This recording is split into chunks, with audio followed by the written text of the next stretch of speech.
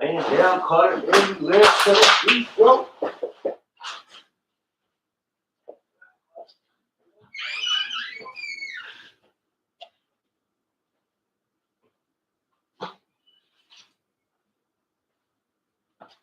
What's up with these jabroni ass trying to see Compton?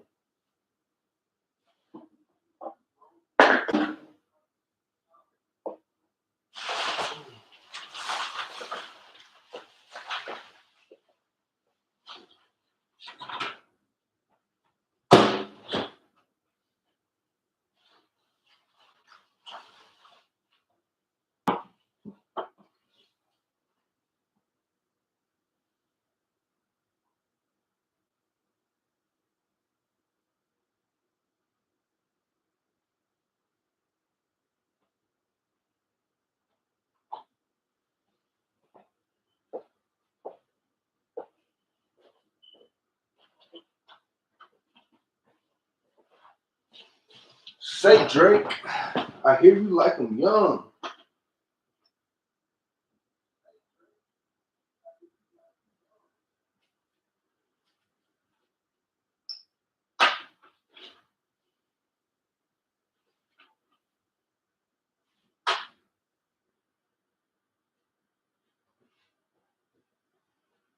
They tell me Chubb's the only one that gets your hand-me-downs.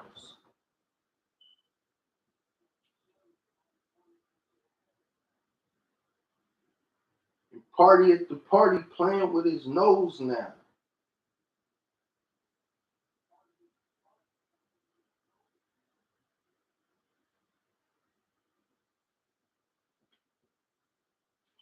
And Baca got a weird case. Why is he around?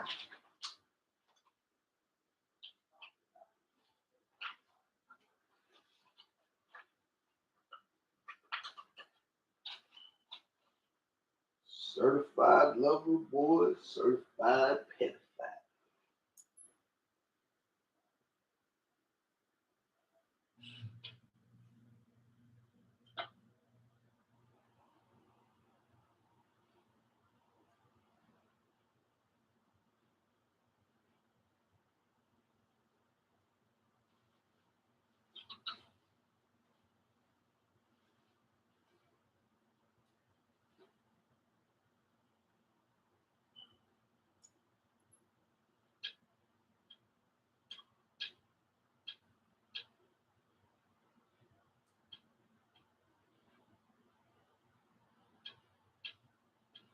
You think the bacon lets you disrespect Pop?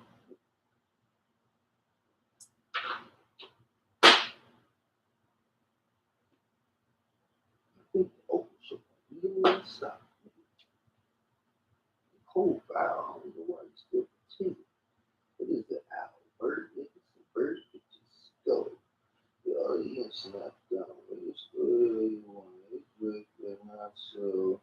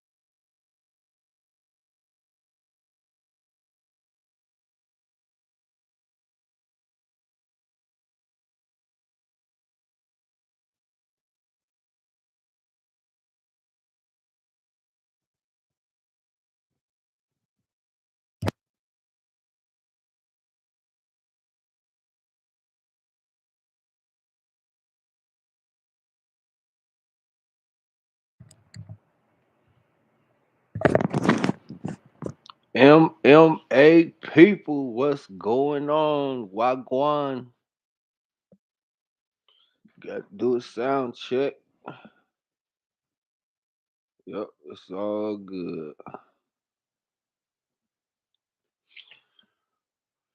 Shout outs to Kamikaze Plays.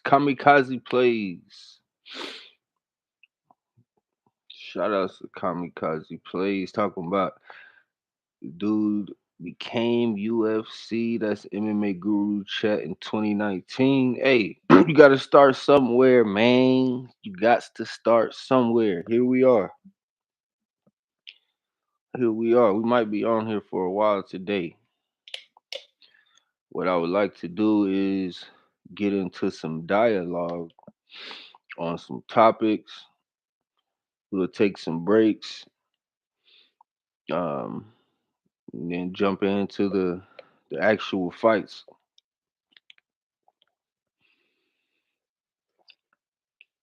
Ah, jump into the actual fights. Get into some topics, some quick hitters. Something I wanted to mention about Ali Abdullah Sleaze Ball, Ali Abdullah Slime Ball, aka Robert Britton. Yeah, that was one of his many aliases that he was walking around with. Many of y'all know that.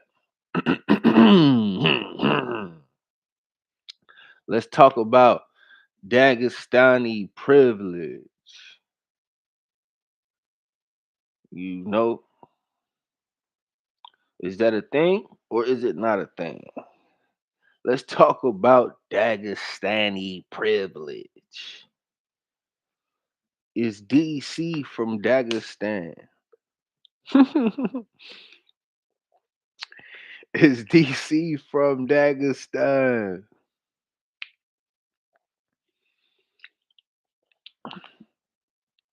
I don't know. I don't think he is. I'm pretty sure he's from Lafayette, like your boy. Shout outs to Dustin Poirier. Keeping it real in person. That's my guy. Dustin Poirier is a hell of a guy, y'all. I met Dustin Poirier, I told y'all, in Hammond, Indiana at the APFC event. And I mean, Dustin Poirier is definitely, if you ever get an opportunity to meet him, he's a class act, as they say. As the saying goes, he's a class act, as the saying goes. He will not um turn away his fans. I promise you. He'll take pictures with you, sign an autograph, have a conversation. Dustin Poirier is a real one. Mm-mm.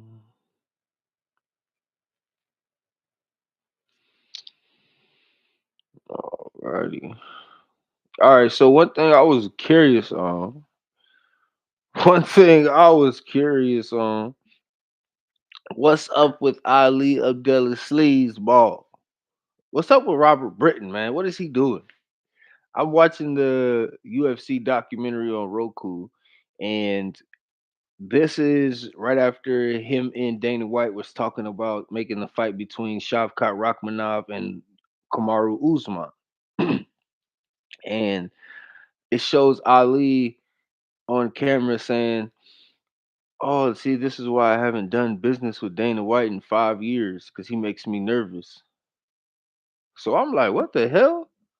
If you are not doing the business with Dana White, then who the hell is doing the business, and why are you getting paid?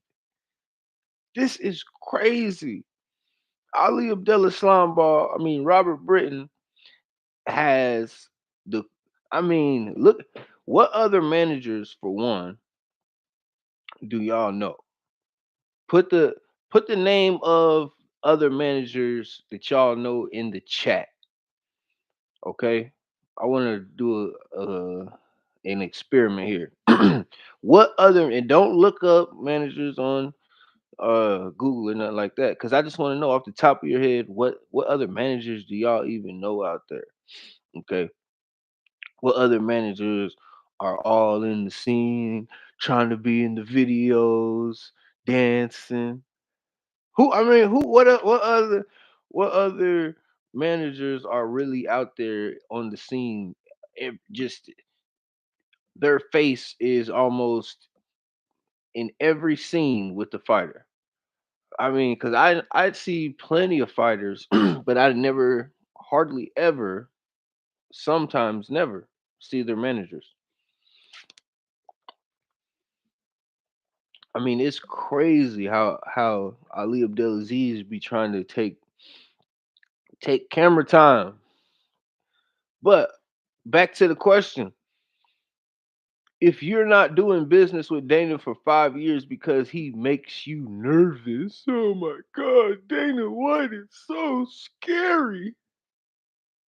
He's such he's such a ruthless businessman. He's so hard to negotiate with. Ah, I don't know what to do. Why would guys like Khabib Nurmagomedov, Islam Makhachev, Kamaru Usman, Justin the Highlight Gaethje, Henry Cejudo, I mean Kayla Harris, the list goes on. Look at all those top tier fighters. I mean champions. Some multi divisional champions, undefeated champions. How the hell does he have all these fighters with all these accolades, and yet he is not negotiating with Dana White for the past 5 years, according to him? This is what he said. He literally said this out in his own words. Oh, Dana White, you make me nervous. This, and he looks at the camera. This is why I don't do business with him for the last 5 years, because he make me nervous. Nah, you're nervous because you probably ain't supposed to be in this country, Doc. That's probably why you're nervous. Yeah, you ain't. I don't think it's Dana White making you nervous. You just know you ain't got no business over here. You nervous for other reasons. How the hell does he get all these fighters in the anyways? How is it that Ali Abdelaziz has the most, I mean, fighter for fighter, Ali Abdelaziz has the most successful roster as far as management goes. I don't even think that's debatable. I don't think you can find anybody to argue that. How many pound for pound, number one pound for pounders has Ali Abdelaziz managed? Managed. What the hell is he doing? He's got the BMF champion under management at one point. Pound for pound number one with Kamaru. Pound for pound number one with Habib. Pound for pound number one with Islam. Excuse me. That water making me burp. But seriously though, what is his connection?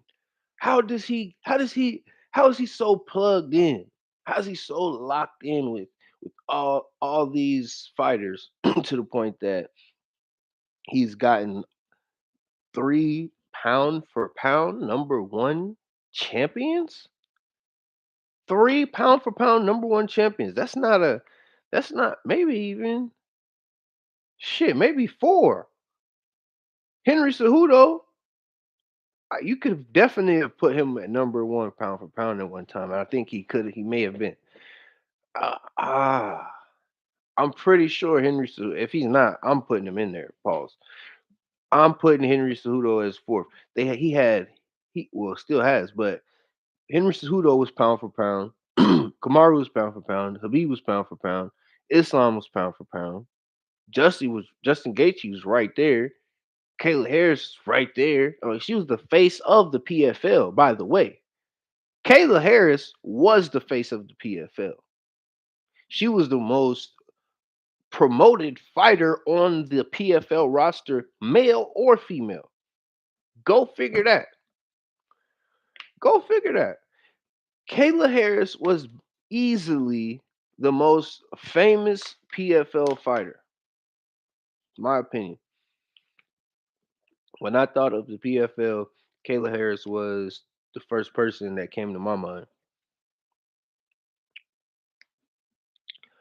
What we got in the chat? Make some noise in there. Let me know you with me. Let me know you know what you follow what I'm talking about. If y'all remember this,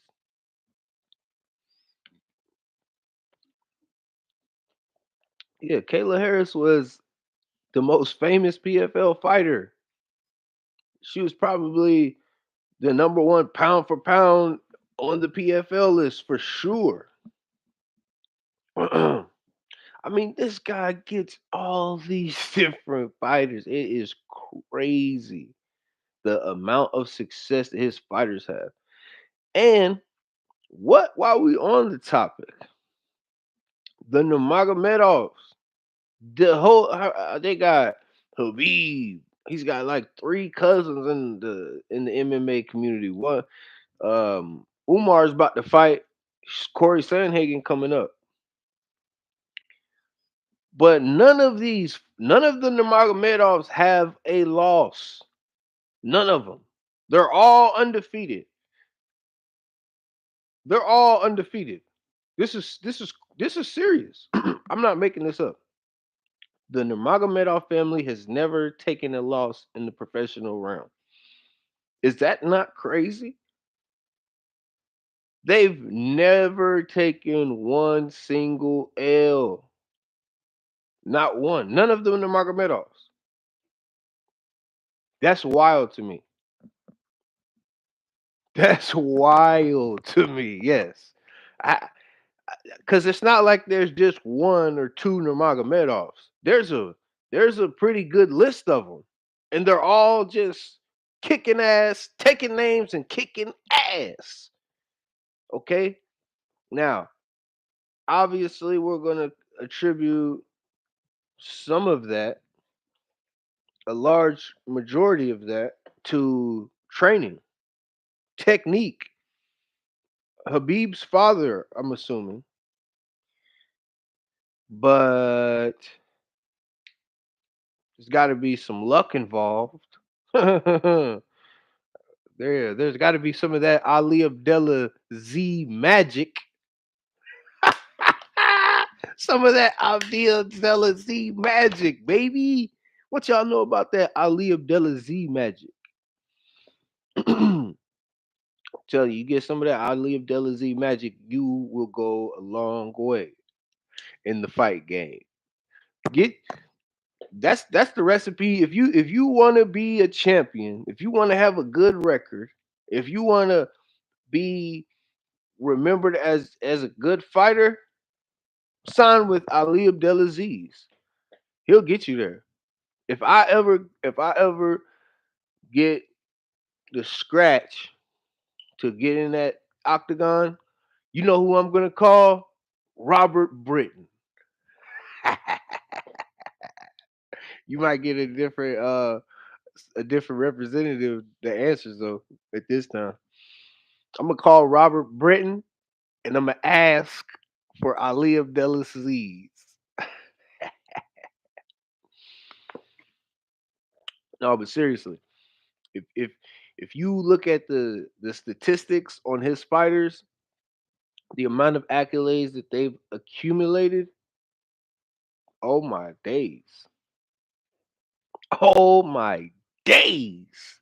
The amount of accolades that his fighters have accumulated compared to any other management. Okay?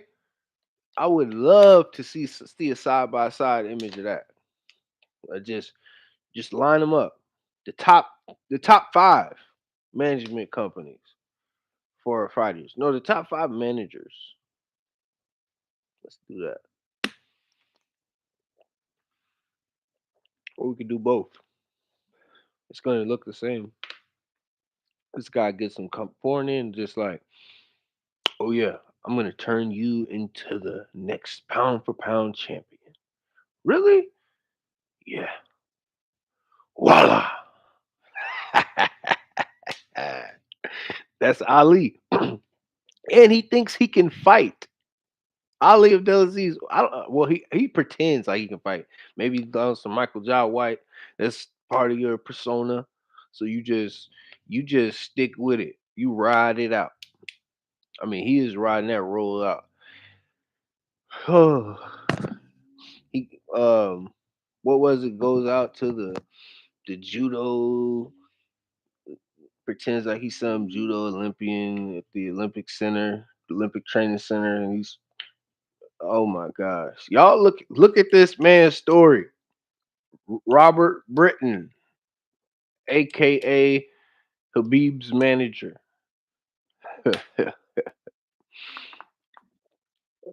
Y'all knew Habib's manager's name was Robert Britton, right?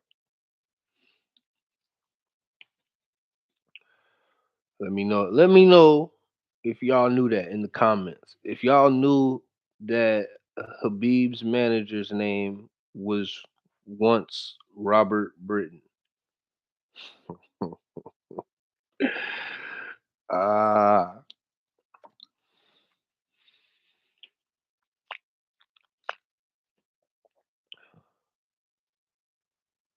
what?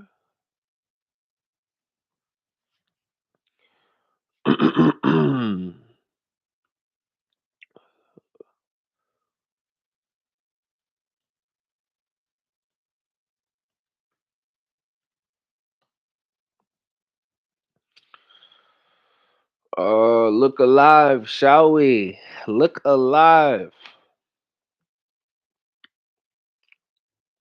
Look alive, look alive. All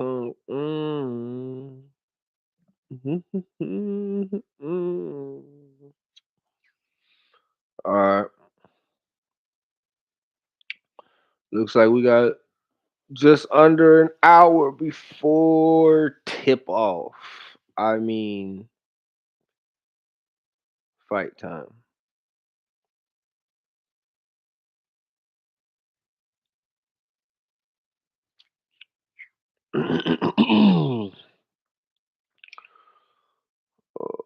Alrighty. Play the screen.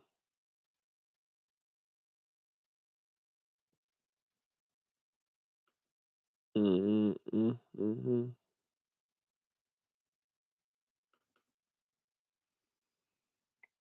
Making some edits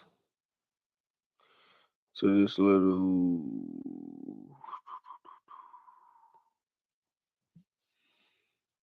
Mm, there we go. Easy, easy, easy, easy, easy, easy, easy, easy, easy.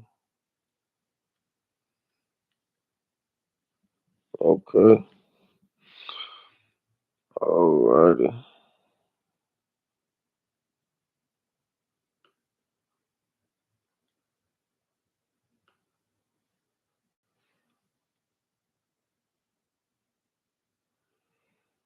Mm-hmm.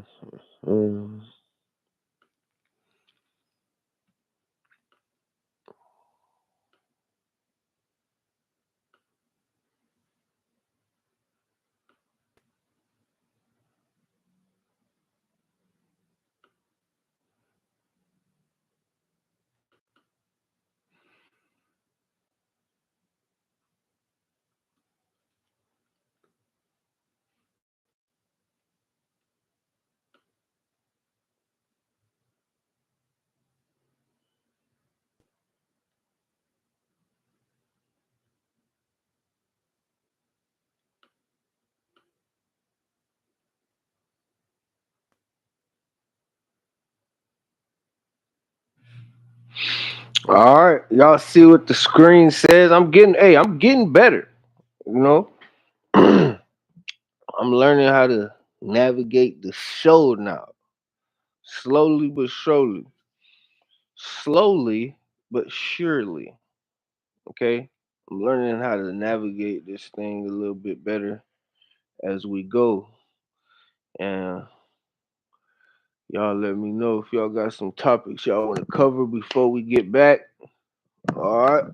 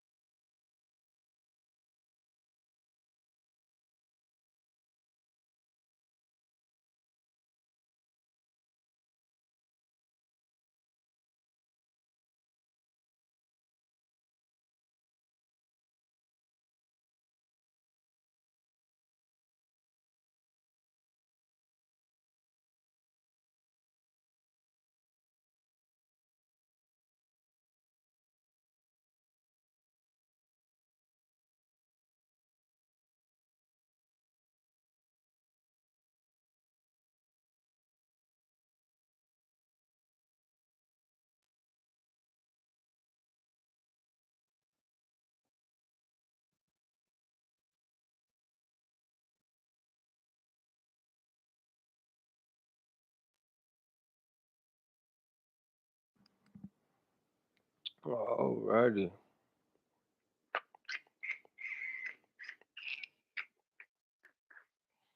We almost back. Sound check.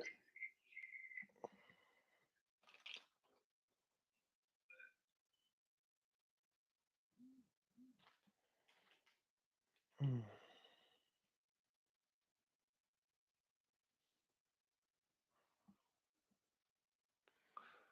okey-doke. Looks like we're gonna start here.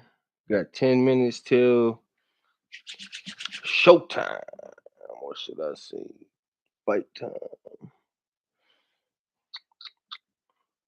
Okay. So what we gonna do? Watch this. Watch this. Watch this. Watch this. My navigation skills are getting better by the second. Okay. Events.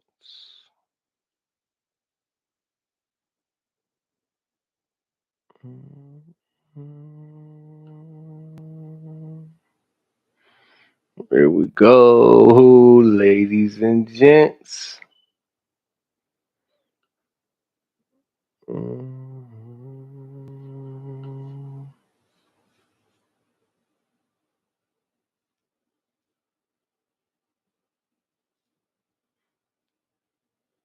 Oh yeah, I love it.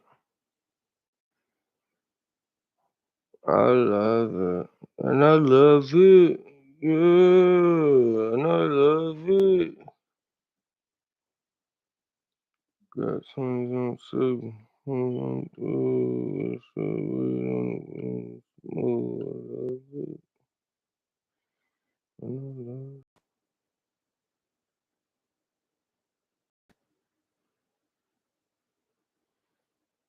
Alright, we gonna put up a different screen, and I love it. Yeah. Yeah. Okay.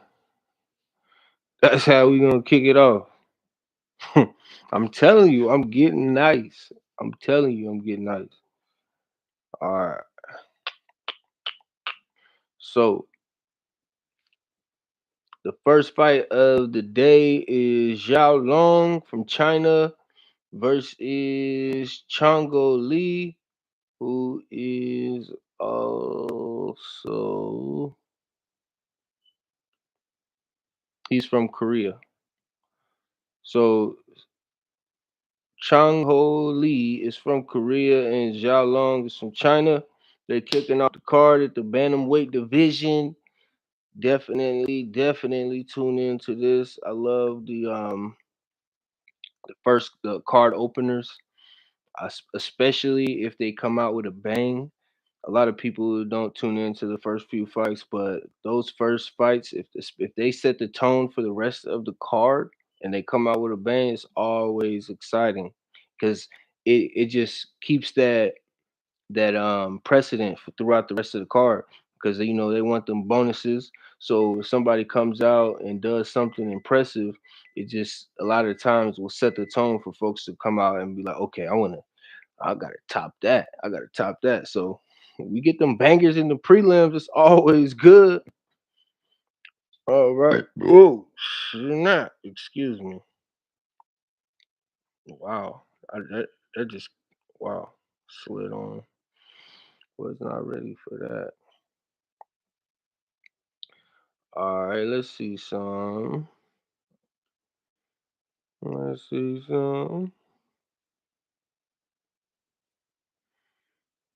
And I love it. Yeah. All right. So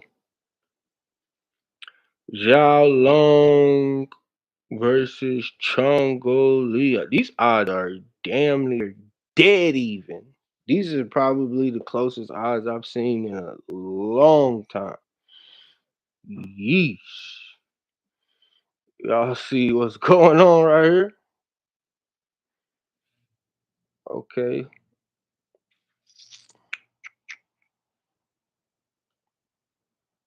Mhm.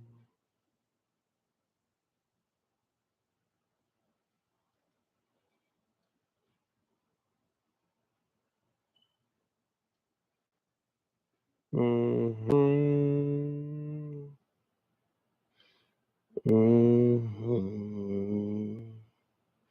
Mhm.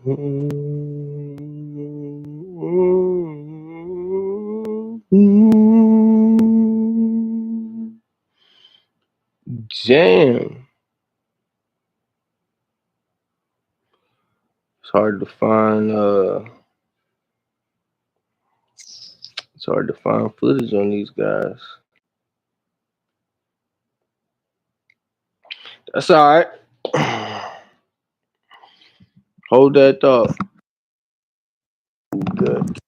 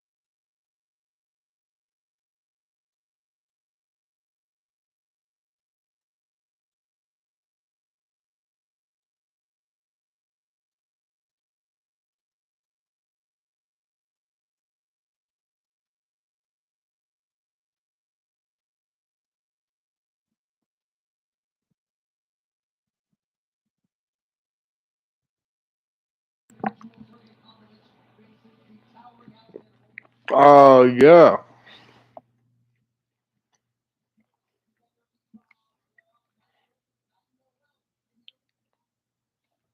All right, we here.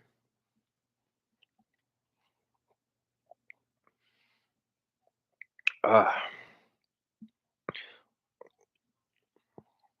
Waiting on this first fight to stop. Who y'all got? I'm gonna just pick. I'm gonna make a prediction for every fight today.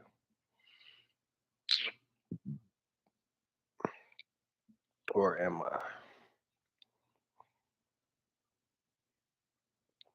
Uh, yeah. This is the first time I'm doing a whole fight card on the live stream. Looking forward to this.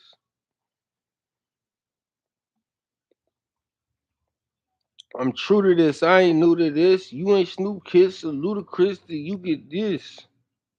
I bet y'all don't know whose line that is. Matter of fact, a wrench to anybody who knows what song that was. You gonna have to play it back.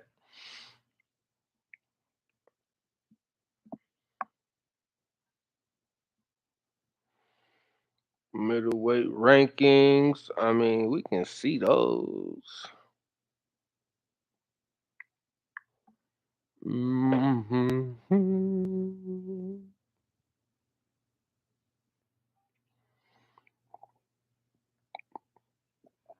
All right, if y'all wasn't here earlier, go back, rewind the live stream to the Ali Abdelaziz talk.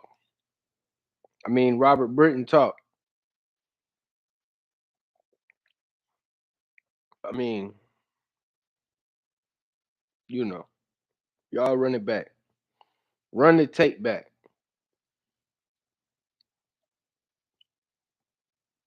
I might have to chop that up too and make it its own video.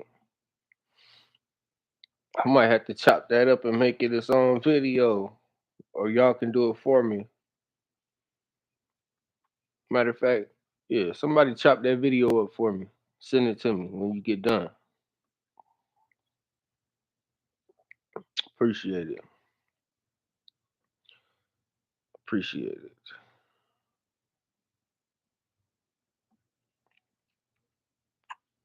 Mhm.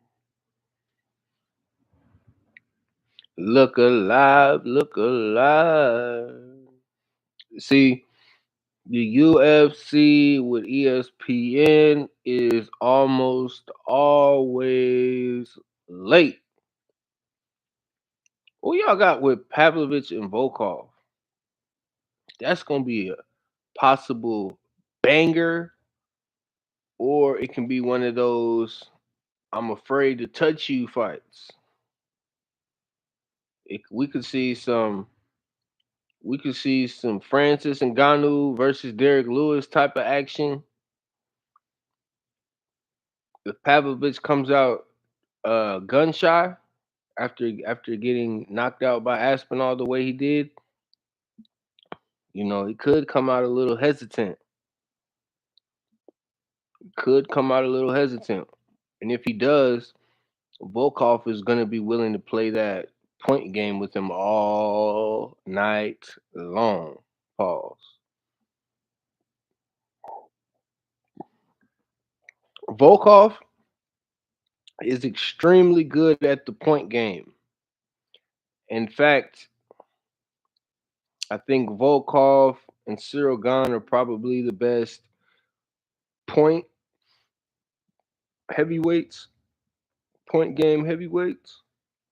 Where if it goes 5 rounds and we're just going off of basically um, the work that's done within the 5 rounds, and you're gonna let it stand on the feet the whole time, yeah, they can outpoint just about anyone.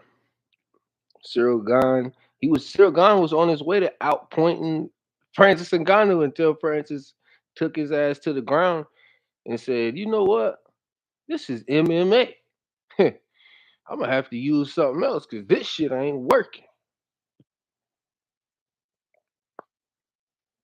Let me resort to other tactics. That's what I would have done to Cyril Gane's ass if I was Francis Ngannou. I would have took his ass down after round one. And midway through round one, I'll be like, fuck it, I'm gonna just dump his ass, drag him to the ground.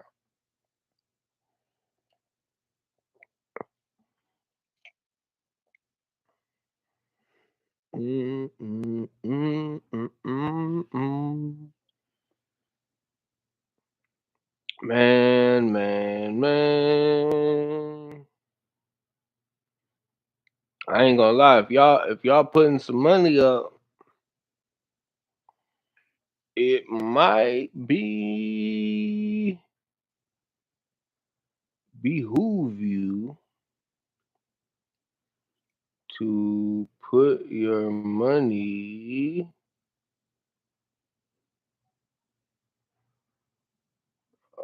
Yeah.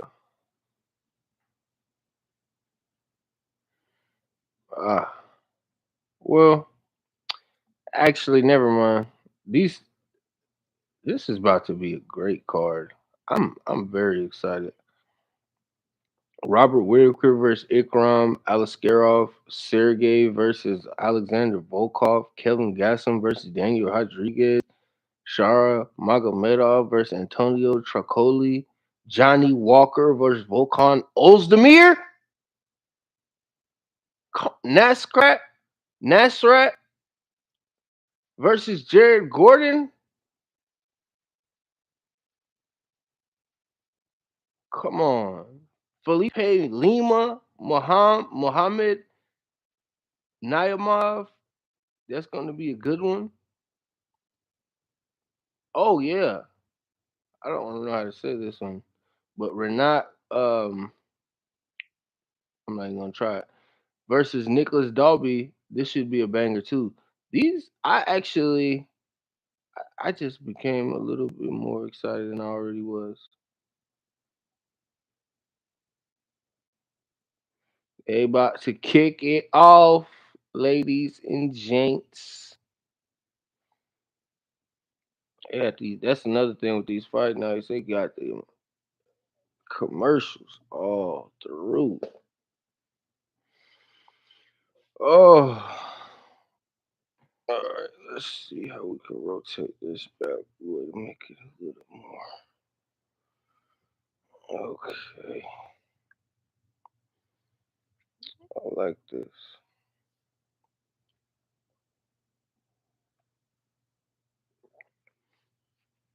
Hey, did y'all like the UFC when it have? Well, I mean it's the same, but I'm saying, do you guys like UFC having Bud Light as a sponsor or Modelo as a sponsor? Let me know in the chat. Bud Light or Modelo. And I'm just saying that because I just seen a commercial. They got they're heavy on the Bud Light advertisement.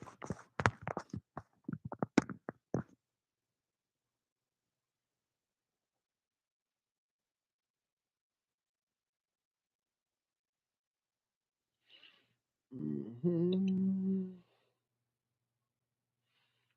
Damn, Bobby Knuckles does got a lot of kids. God damn, Bobby, go, Bobby, go!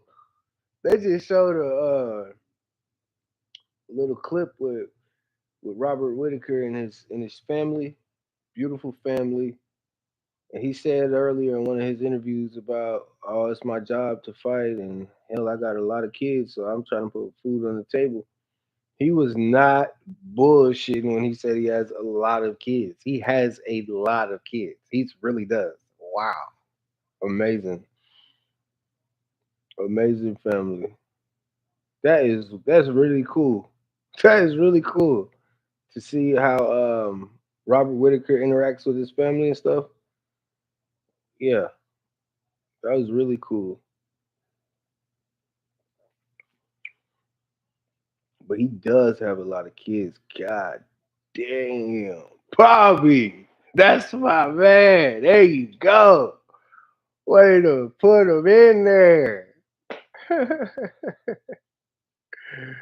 Way to put him in there, Bobby.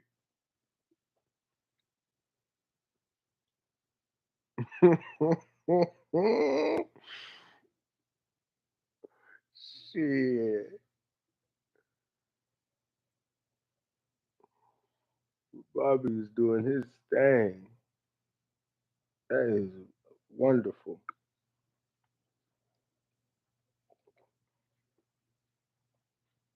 Okie dokie. Okay. What y'all saying in there?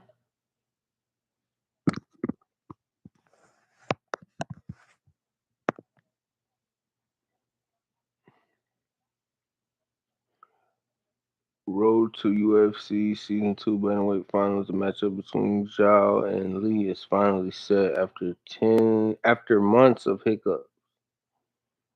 Zhao and Lee. Season 2 Bantam Finals. Bantamweight Finals. So, yeah, this is a anticipated matchup here. Okay. Finally getting it started. 16 minutes late. Well, it's still not started, but getting to that point.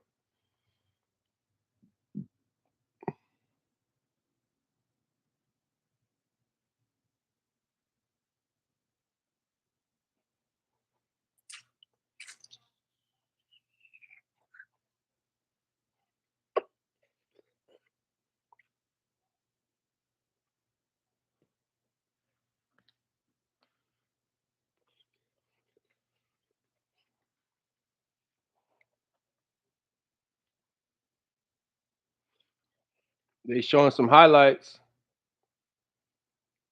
Okay, these guys coming to fight. I think this is gonna be a finish here. I'm predicting this fight to end via finish. Oh, I don't know who to pick.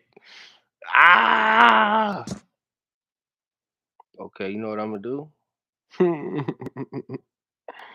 I'm just gonna flip a coin.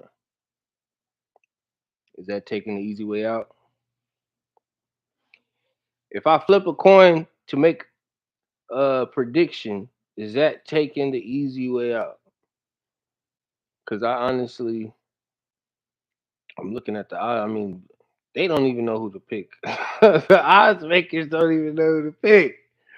Ah,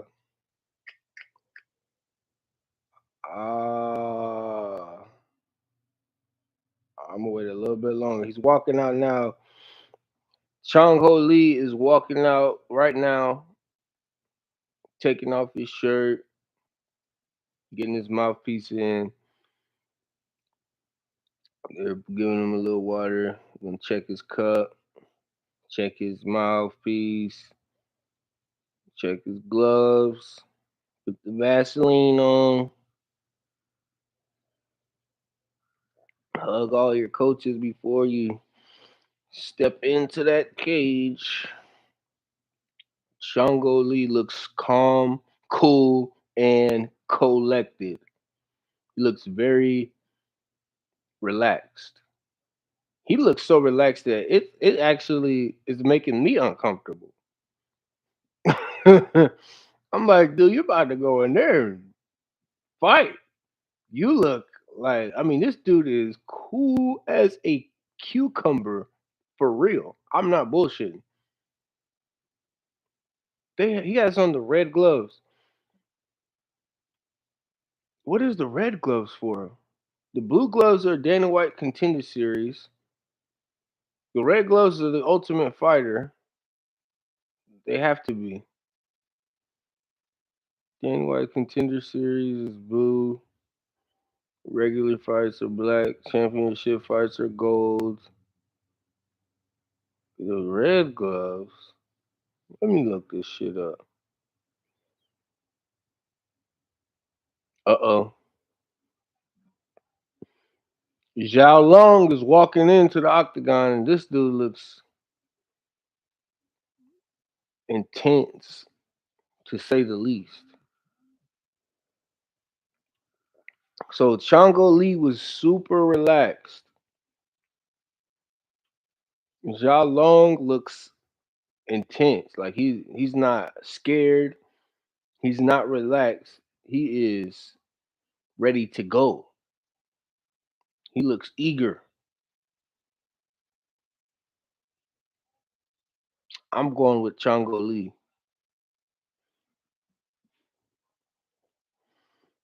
just because he looks more calm and cool. But I tell you though, Zhao Long, definitely don't be surprised if he wins this. I actually kind of want to lean towards him, but I'm going with the underdog by the slight margin, very slight margin. This dude is yoked. Also, I mean, he's a little guy, but he's definitely put together. Pause.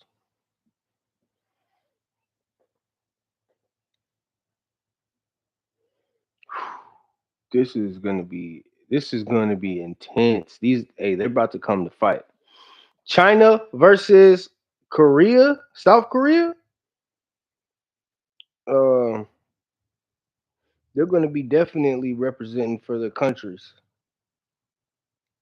not as well as for themselves, but they're definitely gonna be representing for their countries today. 105 dog, yeah. I'm going with the underdog. I'm going with the underdog, baby. But I'm telling you, Zhao Long, he looks ready. Bruce Buffer's suit is fucking amazing. This is probably one of the best suits I've seen him wear. Bruce Buffer is clean as finna. Uh, Bruce Buffer is clean right now. Seriously.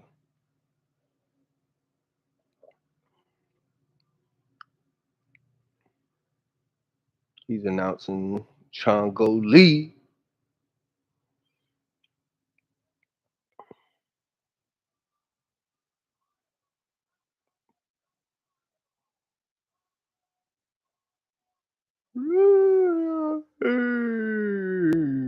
Fighting out of the red corner. That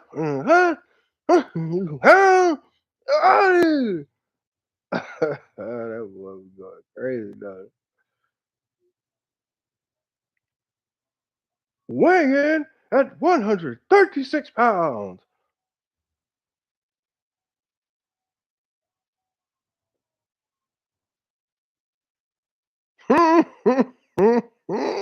You should have seen that. Yeah. Yo, this has got to be good. Here we go. Yeah. Yeah. Look at that screen already automatically hitting it. Come on. Come on now. Come on, buddy. Come on, buddy. Buddy.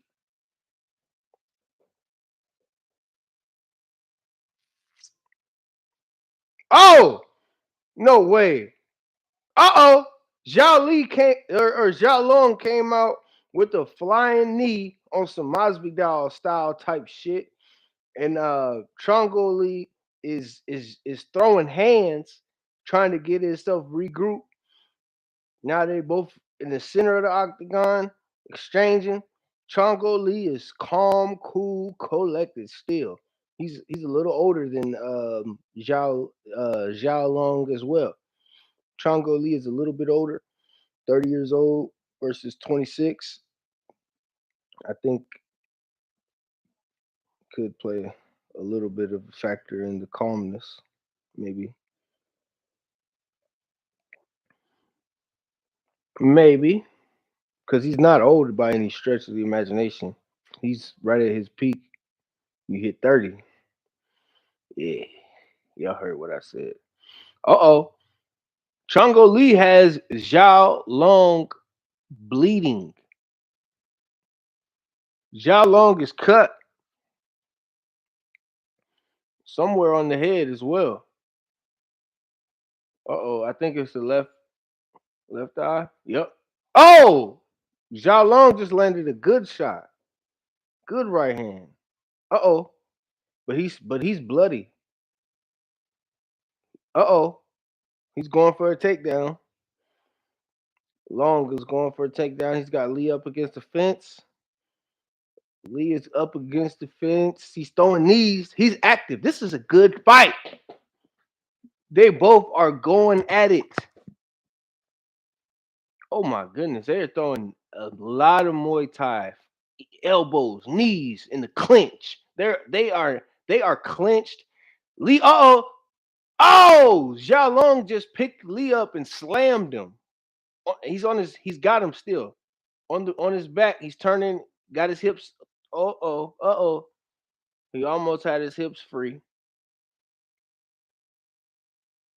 Turning into him. He's getting back up.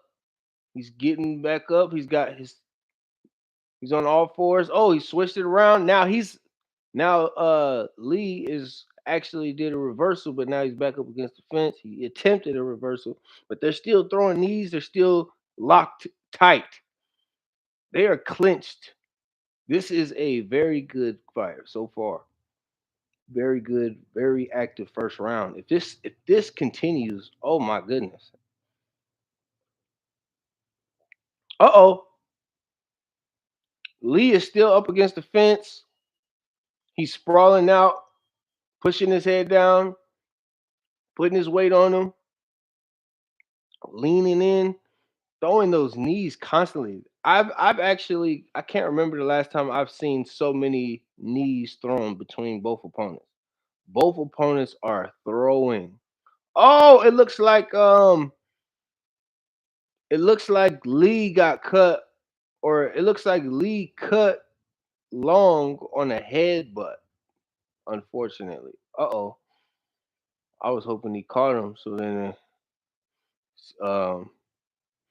secured my pick a little bit better. But they're still just clenched up. Real clinch heavy fight. Very clinch heavy fight. If I'm Lee's coach, I'm telling them, all right, stay out the clinch for now. You're doing good work in the clinch. Oh. But let's try to keep him in the center. Let's try to keep Lee in the let's try to keep Long in the center of the octagon for right now. See if we can land some good ones while he's leaking. Attack that side. Yeah, attack his left side. Oh yeah, right hands, right hands, right hands. We need a lot of right hands. That's what I'll be saying. We need right hands. Uh-oh. Knees, clinch work, clinch work, clinch work. Taking shots, getting defended. 10 seconds left. They're both clinched up still. This fight so far has been in the clinch for 4 out of the 5 minutes. I'm telling you, this fight so far has been fought in the clinch for 4 out of those 5 minutes. Round one just ended. We're going into round two here in a minute. Obviously, they got these commercials up, so I can't tell you nothing about the updates of the corner, how the corner's looking, what they're saying, or none of that. Nothing like that. Mm, mm, mm.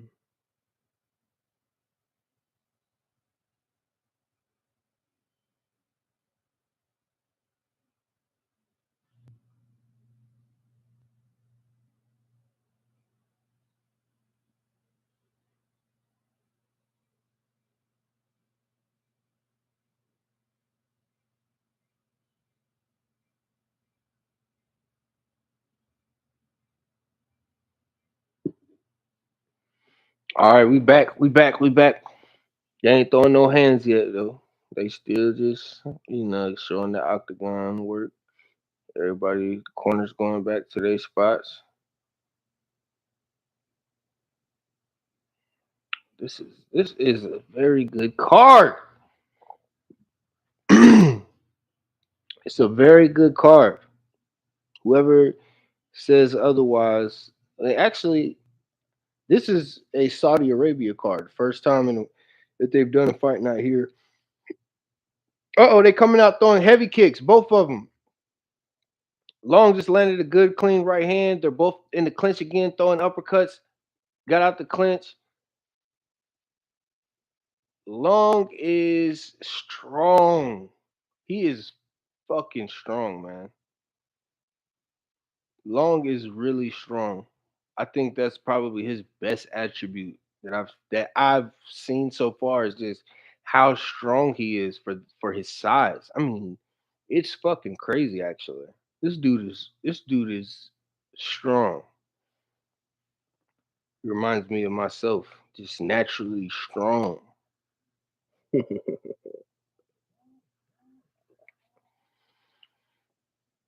Oh man, clinch work, clinch work, clinch work, clinch work. They're still in the clinch, exchanging uppercuts, knees, uppercuts, knees. Lee is throwing a lot more knees in this round. Now Lee is actually going in for some takedown attempts. Got pushed back up against the fence. Lee Long is just so damn strong. I'm telling you. And they got these red gloves on. This is tough. No pun intended. Or pun intended.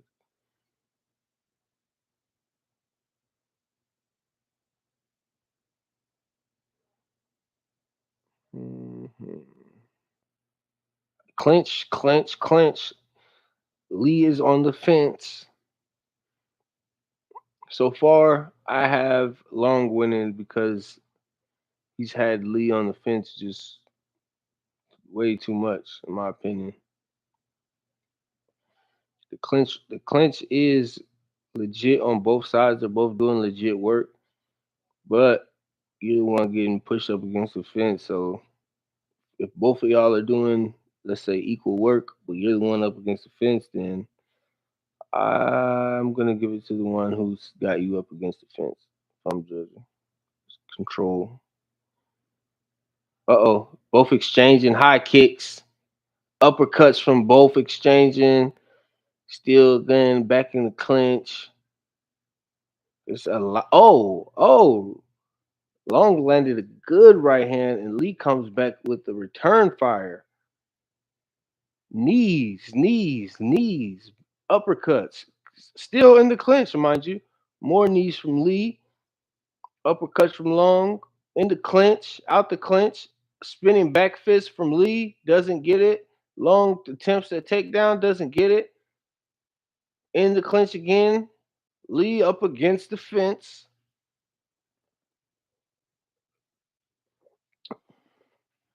Now, although this fight has been in the clinch, it's not a boring fight. If at least not for me. Shit, I think there's a ton of activity going on.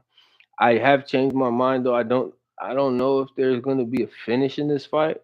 These guys are both fighting extremely fucking hard, and neither of them are landing a lot of clean blows. Everything is in the clinch, off the side of the head, you know, turning and rolling into the punches. Takedown attempt by Long. Lee scrambled out of that, never got him down. But now Lee is against the fence again. Oh, what the hell is that? Something just fell in the octagon, but I don't know what the hell it is. It's like a black little circle. I don't think that was a cup because it didn't look like a cup unless it was a vagina cup, which I don't see why either one of them would have one of those out here.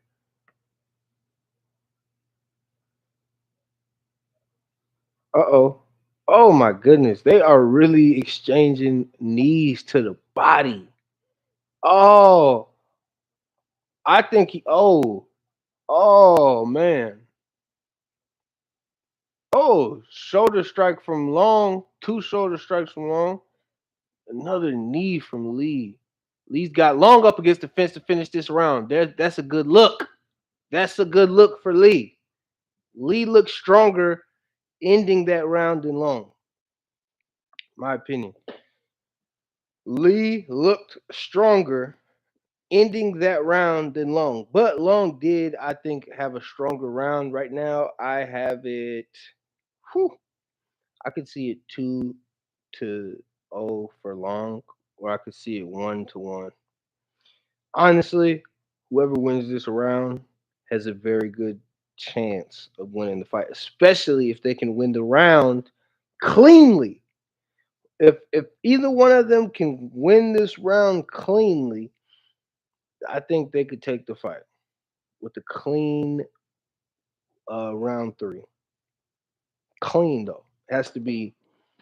Yeah, and I'm not saying 10-8 clean, but it has to be like okay, yeah, he won, he won.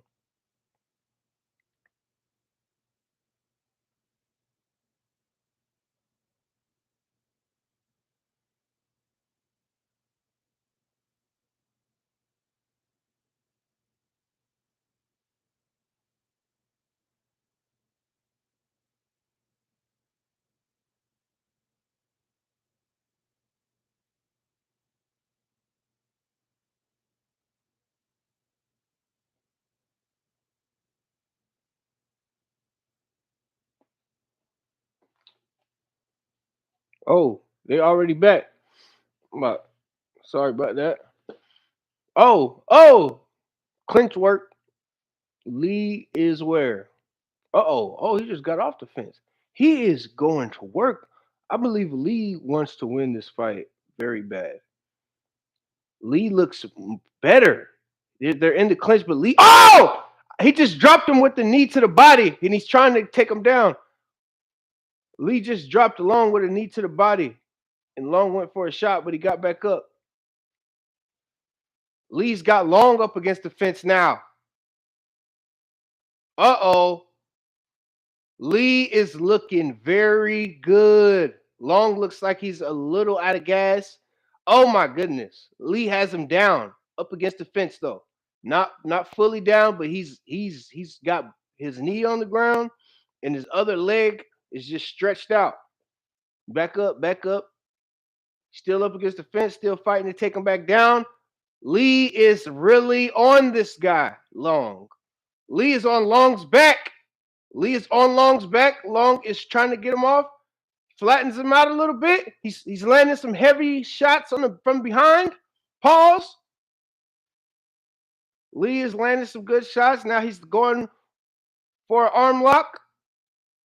Uh-oh. Long is trying to shake him off. Oh, he's got a Kimura in. He let it go.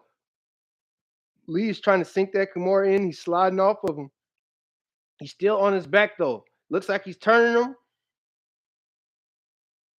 Oh, he's on top of him. Long got out. Long is out.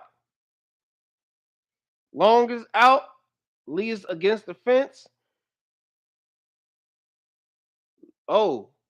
Oh, now Long has Lee's back up against the fence. Oh, he's looking for a rear naked. He's got the seatbelt grip. He's got seatbelt grip. Hooks are not sunk in. He's got his feet crossed. He could be in trouble here if Long can take advantage of him having those feet crossed in full guard. Uh-oh. You don't want to cross your feet in full guard. If if Long could pull off that submission. Oh, he's looking for it. Oh! Oh! Oh! I don't know if I've seen anyone tap from that in the UFC, but Long is looking to get up. Long is up. Long is up. Now Lee has Long. I mean, Lee is up, and Lee has Long up against the fence. Sorry about that, Lee and Long. Lee and Long. Whoever wins this fight, it doesn't matter at this point. This is a great fight. No matter who wins and who quote unquote loses. I don't believe there is a loser in fights like this. So say what you want to say. Certain type of fights, there's no fucking loser. Okay? If you're going out there and you competing like this where it's that damn close, you gotta split hairs to see who decide who determine who won. That ain't it's just a technicality at that point because they have to choose to keep divisions and champions and stuff like that going forward. But I believe in the draw. Not saying that this is a draw, but I do believe that the draw should be used in more frequency, more frequently.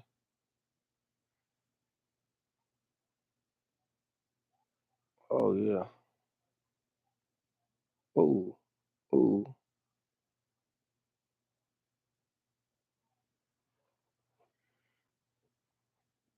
Oh my goodness. They are slugging it out. There's 20 seconds left. They're in the center of the octagon. They're still kind of clinched. They're not Max and Justin. Get off the fence, Lee. Don't end the fight on the fence, Lee. Get off. There you go. Yeah. Yeah. They're throwing them. They're throwing them. Oh, those are late shots after there. He got his lick back though. He let him know, hey, you're not gonna punch me like that after the bell, brother. This is a good ass fight to set off the night, even though it's daytime. But we're gonna call it a fight night. This was a very good fight to start off the card. Whoo! I'm gonna say Long probably edged it out, but Lee did extremely well. I mean, I actually thought Lee. I think Lee has way more fight left in him after the fight. Lee could still fight. Long, not saying he couldn't fight anymore, but he's definitely. I think that headbutt played a toll also because he has blood on his face now and you got to see through all that and just the headbutt in itself. But ah, I think what really, honestly, the determining factor was whose back was against that fucking cage longer. Everything else was pretty much dead even, maybe even favored Lee, actually. See these stats.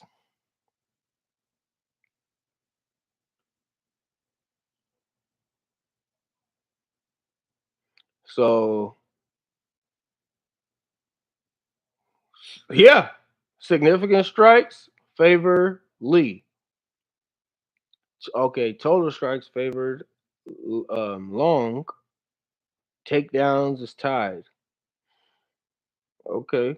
A lot of those strikes came in that clinch up against the fence. Long looks really confident, although I'll tell you, he did not finish the fight nearly as strong as he started it.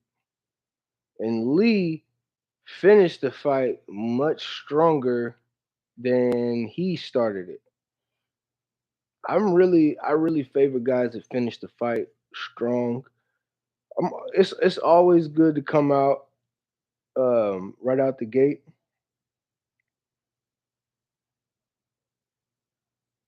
It's a split decision.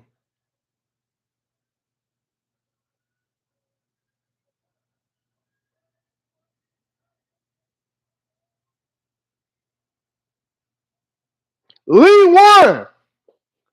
Lee won. Yeah. Yeah, I picked that shot. I picked that shot right there. Y'all see what's going on today? 1 for 1, baby. 1 for 1, 1-0 right now. 1-0, 1 for 1. Let's go. Lee finished that fight. Whoever was judging this fight was definitely judging it the way I would have judged it. I don't care what y'all say. The way you finish the fight matters. I said whoever wins that third round definitely is gonna win that fight if they can figure out a way to win it cleanly. Now he definitely not saying he won that third round cleanly. Every round was tough. Ah, but he just like I said, you could tell at the end of that third round that he was the fresher fighter. Lee was the fresher fighter at the end of the fight. Lee could have fought on and on and on, if you ask me. Not saying Long couldn't have, but he was not as fresh as Lee by any fucking stretch of the imagination.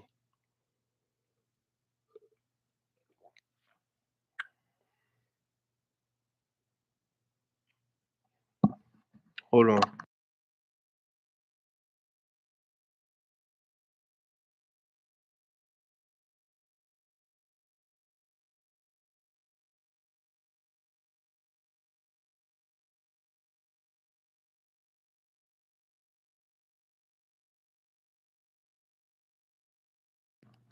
Yeah.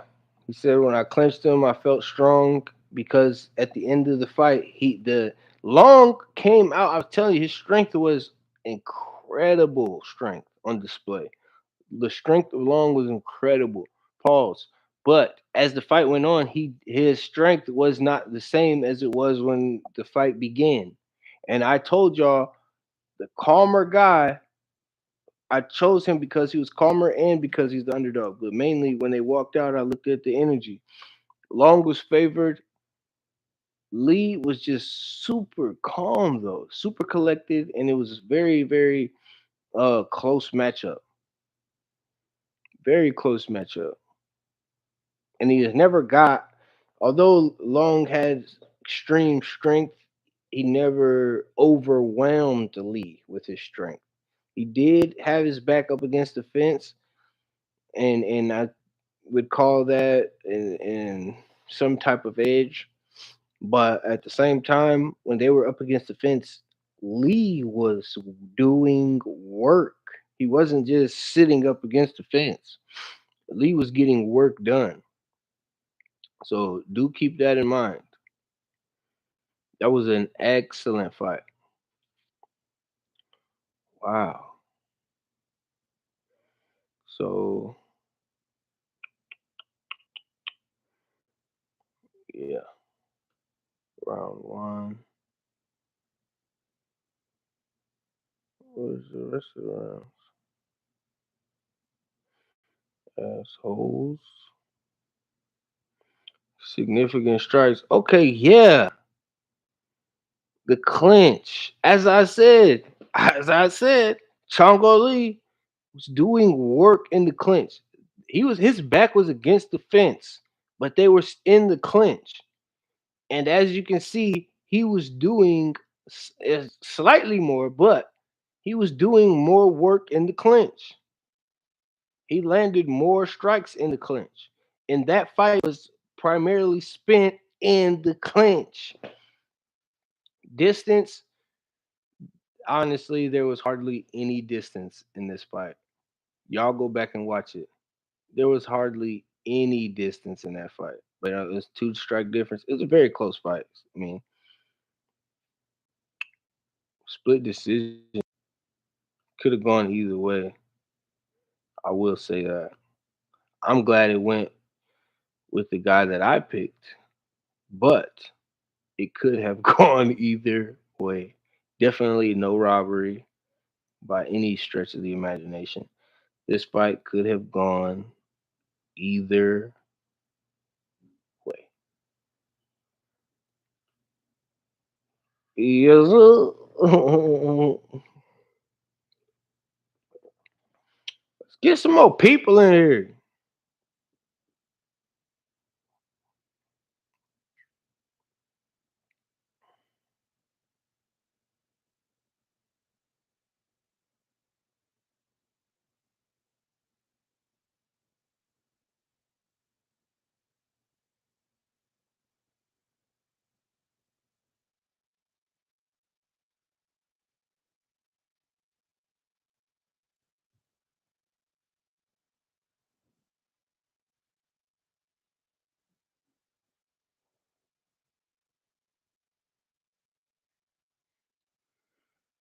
Uh oh. Who we gonna choose for this next fight though? Magomed. I don't even gotta read his last name. Brendan Hebiro. Hebiro. Okay. Brenson Hebiro. Hebiro. The gorilla. Vincent the gorilla Hebiro.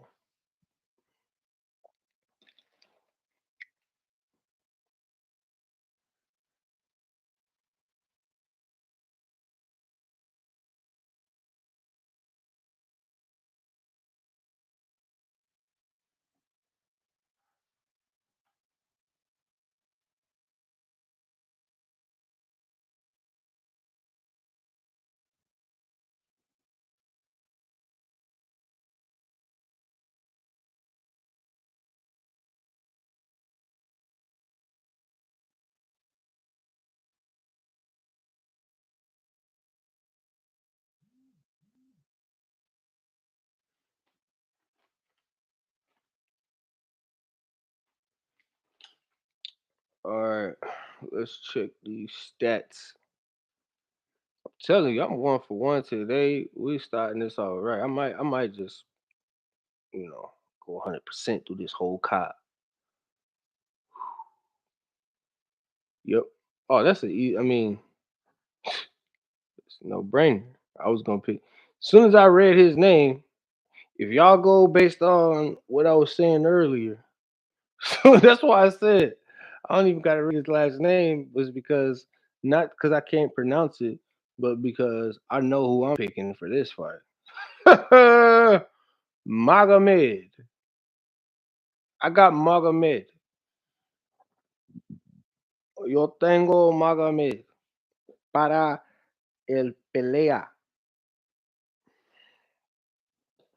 Ujú.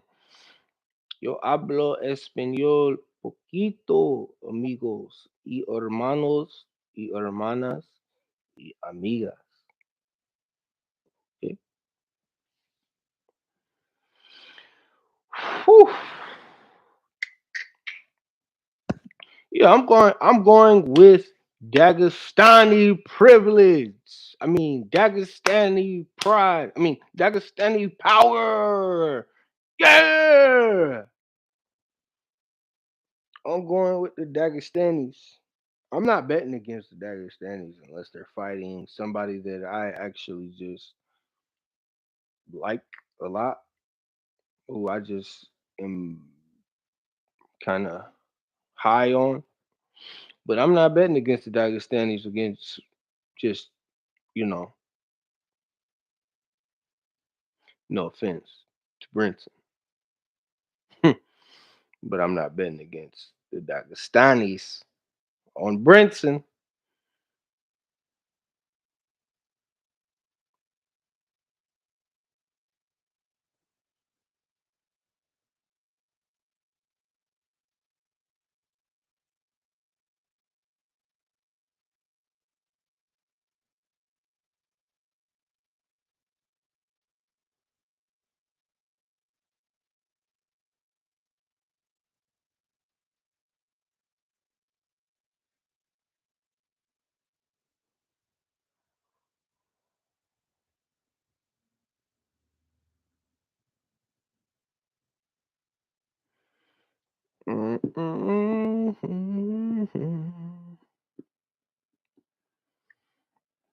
All right, coming out.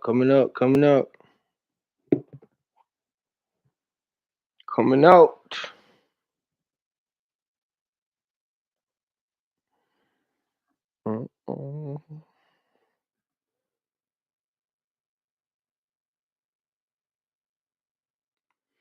Bruce Buffer's jacket. His blazer is. Y'all are just not understanding. Bruce Buffer's blazer.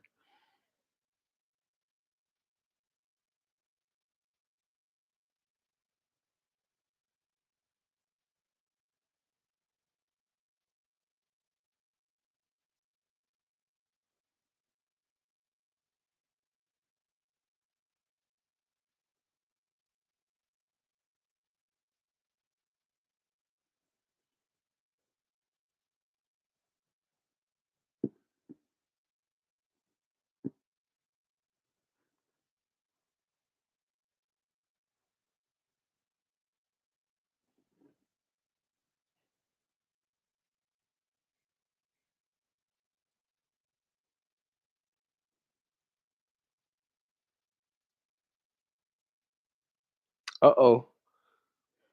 Uh oh.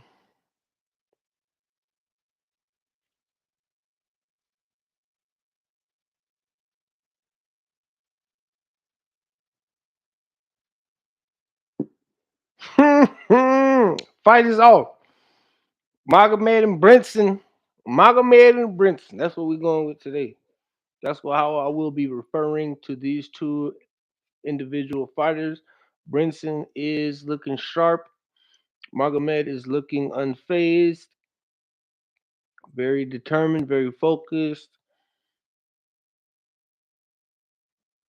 Brinson is moving around a lot, circling the octagon, hitting Magomed with some leg kicks. Brinson is moving and moving. Magomed returns a leg kick of his own. He's very compact in his movements, are very tight. He's not make Magomed that is. Magomed is not making a lot of big movements. Brinson, on the other hand, is making a ton of big movements, feints, stepping, reaching. Brinson just took a shot.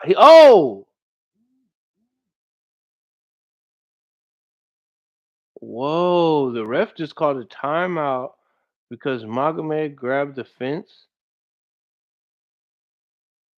Wow. I don't think I've seen that very often. Most of the time they grab the fence, they just say, "Hey, don't grab the fence." Oh my goodness, Brinson he's got it. He's having his way. He just took Magomed down, returned him to the mat, and then took him down and then returned him to the mat after he got up. Now he's got him up against the fence. Uh-oh. Brinson is really using now he started off just playing the distance game with his striking, and now he's taken over this fight, this round at least, with his grappling. He's got Magomed up against the fence in the way that I was thinking Magomed would have him up against the fence. Yeah, he's got him up against the fence still, trying to drag him back down to that ground, return him to the mat, return him to the canvas. Huh. I said return him to the mat. That's that wrestling lingo. Y'all don't know nothing about that, do you? If you know, press one. Let me know if you know that lingo right there. Mat return lingo.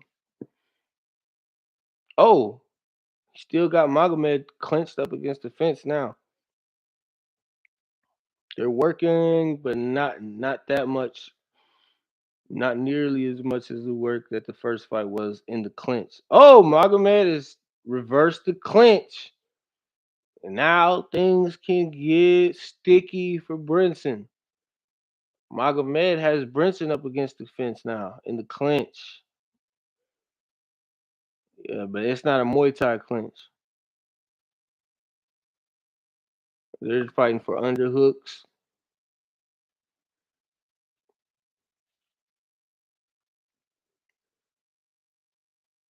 fighting for underhooks, and just pushing them up against the fence. Nothing crazy right now.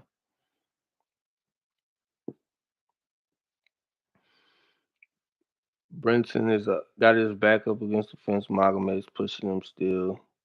Light knees, so on and so forth.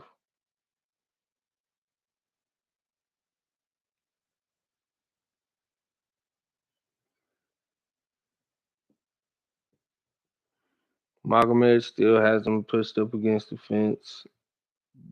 Magomed has Brinson pushed up against the fence. They're not doing much work here.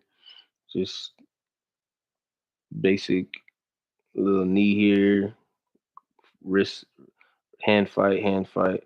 Oh, Brinson has finally gotten off the fence.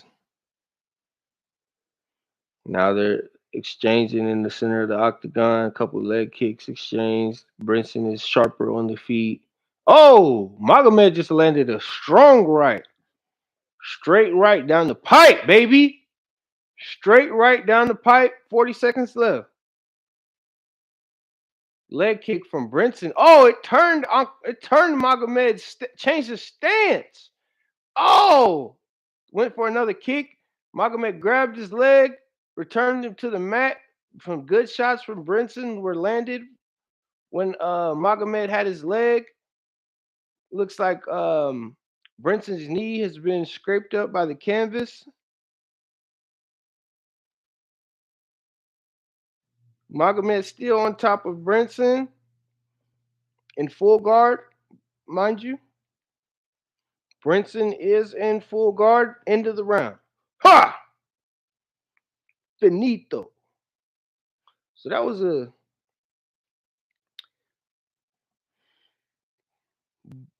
not a boring round, but it was not a extremely eventful round. I'll say there weren't a bunch of positional changes.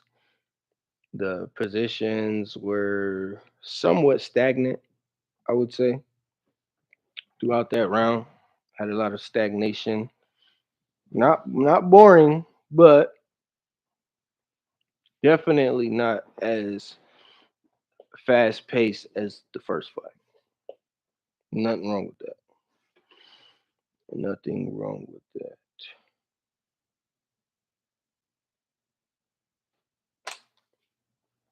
Mm. Alrighty.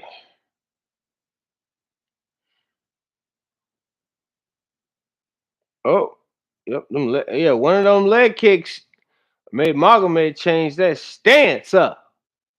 Oh, it was. Oh yeah, it was a very good leg kick, right on the calf, that perennial nerve, what they call it. Might have hit it or came close to it.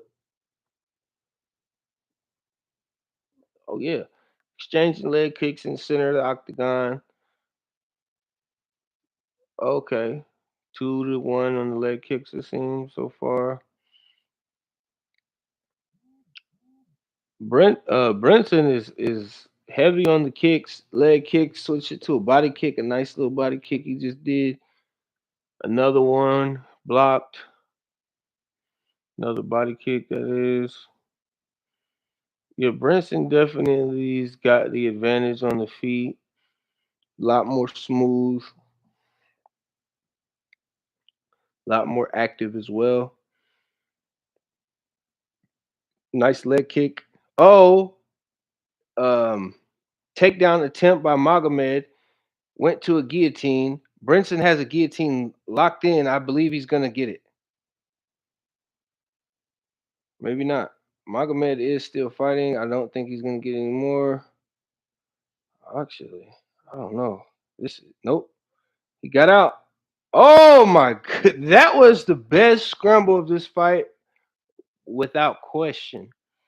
That was something. Magomed has now got Brinson in side control, but he's more in half guard. If that makes sense, I'm sure those who know.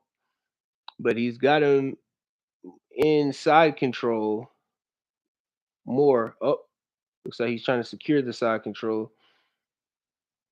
and get that leg up out of him.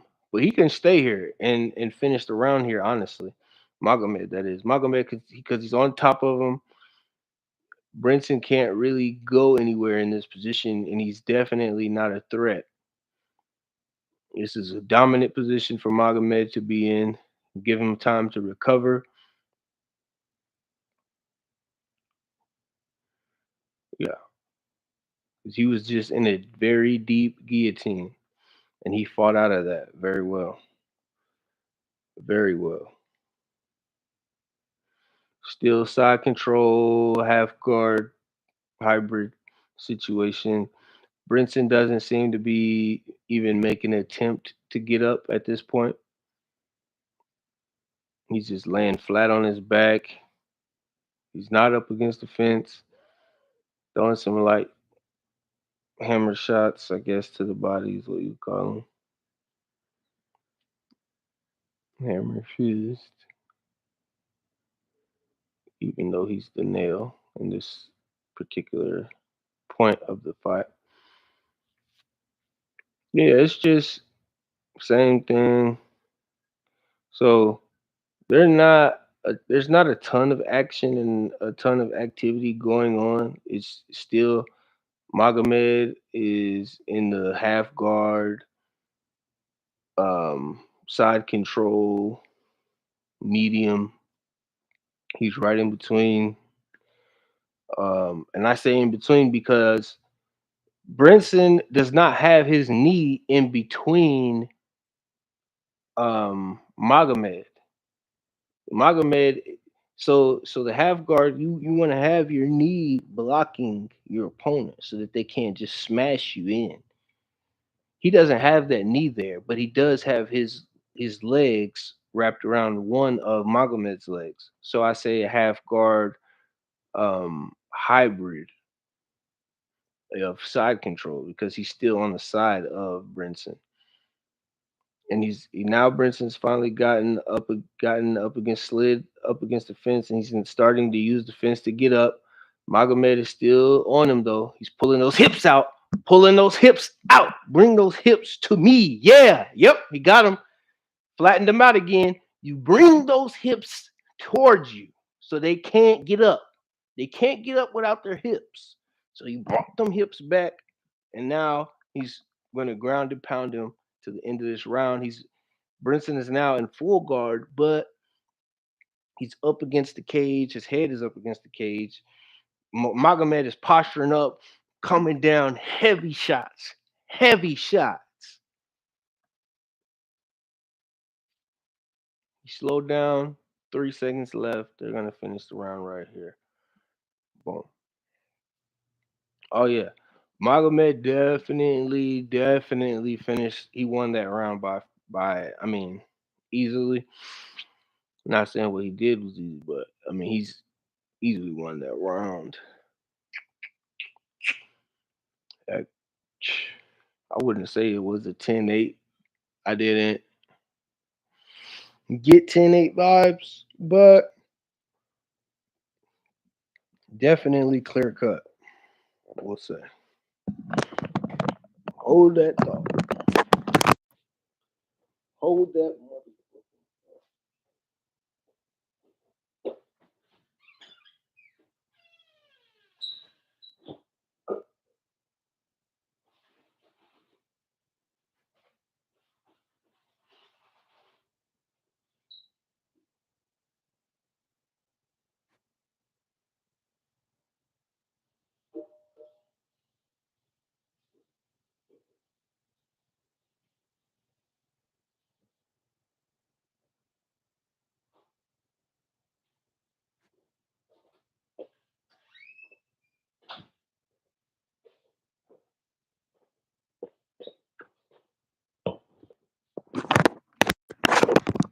Uh-oh. They're in the center of the octagon throwing. Met in the center. I cannot believe this is only the second fight.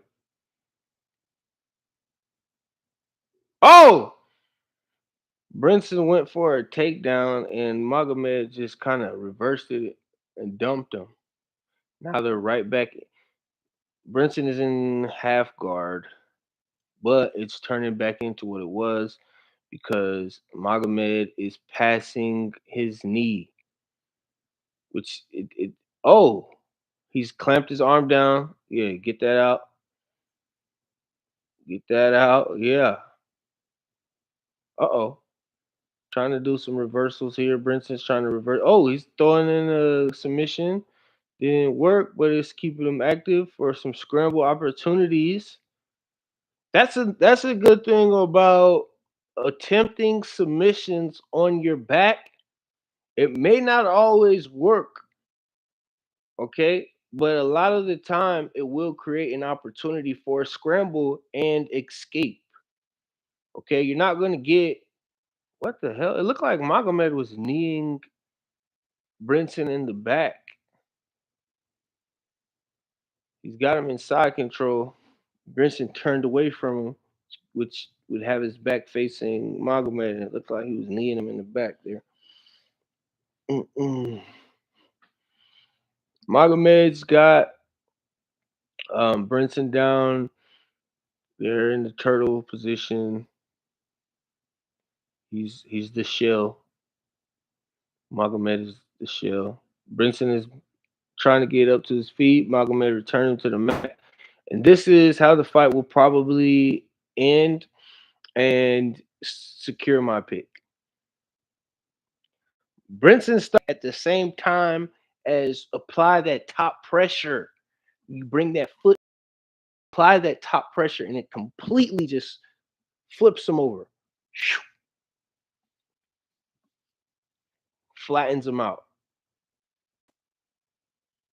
Oh yeah, he's being real top heavy on him. Side control, smash, smash up against the fence.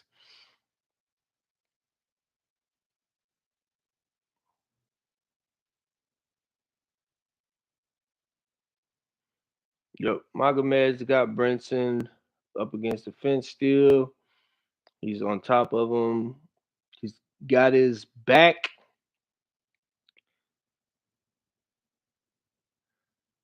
There you go. He's got a leg lock on one leg. Oh yeah. He's got a triangle on one leg. Keep that leg locked in, trapped. He's trapping that leg with the triangle. Let it go. Now he's just got his leg in between his other leg, Brinson's legs, so he can't put them together and create a base. He's trying to take away his base. Brinson is pretty much at this point going to have to get a knockout if he wants to win. That's the only path to victory at this point. He's getting ground and pounded. 50 seconds left. Magomed's got him back into that side control half guard hybrid. He's smothering him, hitting him with some heavy shots, just smother him, pushing his hand on his face, covering his nose and mouth, hitting with a heavy shot here and there. But he's just hanging on at this point. There's less than 20 seconds left now. Now there's less than 20 seconds left, so I mean he's just riding that clock to the end now. Land some shots, boom, boom, in full guard, landed some clean ones, some heavy ones. Brinson just kicked them off. 2 seconds left. It's done. Magomed just did some cartwheel kick type of attempt at the last 2 seconds. That was kind of lame to me, but he won for sure. As I said, 2 for 2, baby. Hey, we 2 for 2 today. We 2 for 2 today. Dos por dos.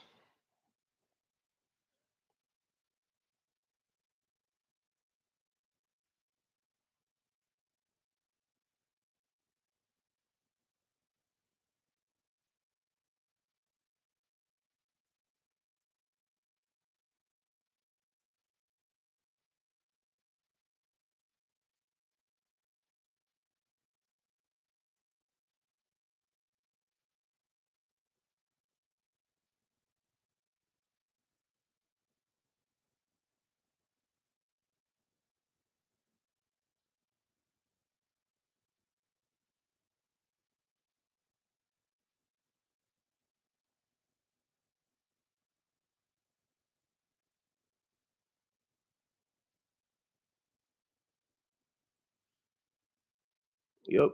So I'm 2 for 2 today. If you with the MMA house, you 2 for 2 as well.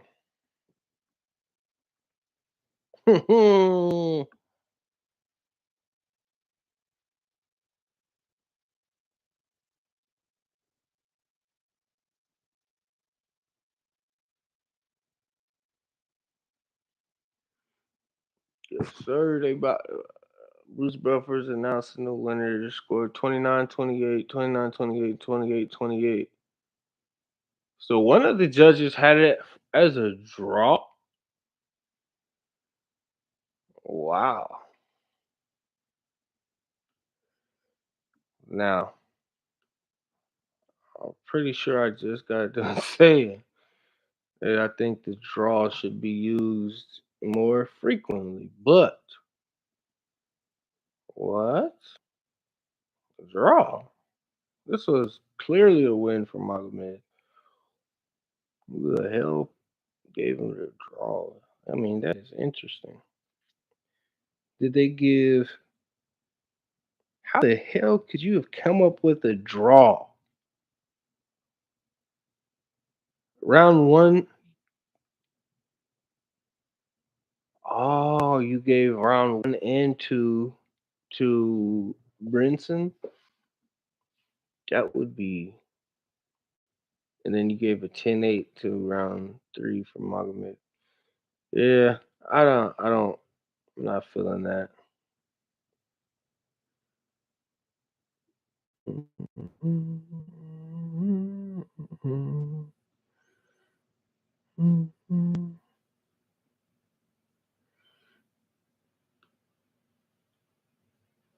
Yeah.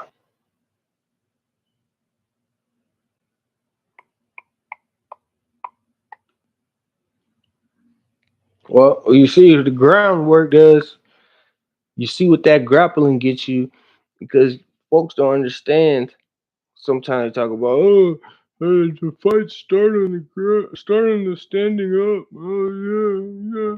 Hey, look, if you can get a motherfucker in a position where you can land good, clean, solid strikes on them, and they can't control their body and position it to be able to land strikes on you, that's definitely superior to standing up with somebody and going tit for tat. Okay. Oh well, what if you knock him out? What if you knock him out? Well, if you knock him out, then hey, most most of the time though, not gonna end that way. That's just not how it works.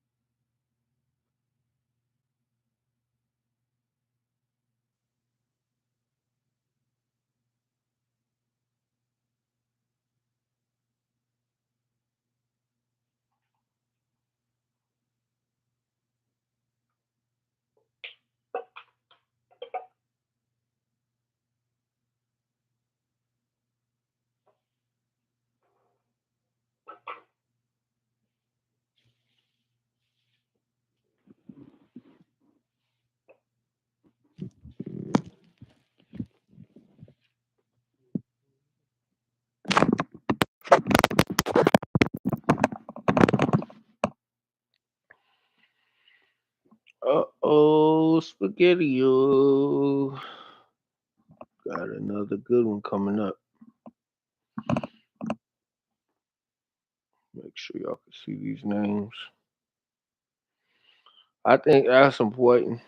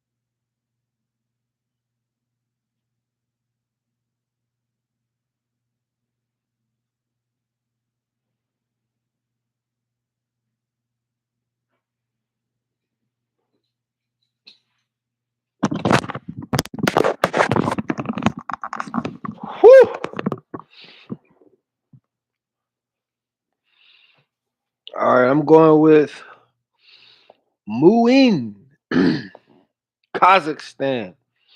South Korea has two fighters so far on the undercard. Say South Korea ain't that far from Saudi Arabia. They starting off with some pretty even exchanges in the center, both looking real crisp. I do think Kayung Ho Kang, he looks to be a little more conservative with his movements, not wasting much energy at all, very deliberate with his movements. Muin is doing a lot of bouncing around, staying on the outside, and I see why he just kicked Kayung's leg from out under it. It made him actually fall on the ground with that kick. Swept his leg, swept his foot.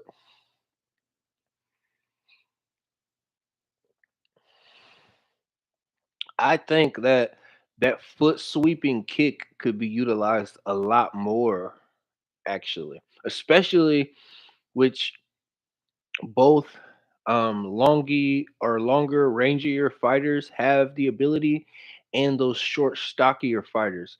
When those short, stockier fighters get in close, if they use that foot sweeping kick, it can be very effective. And obviously, for the longer, rangier fighters, if they can sweep your foot from you from distance, then it gives them opportunities there as well.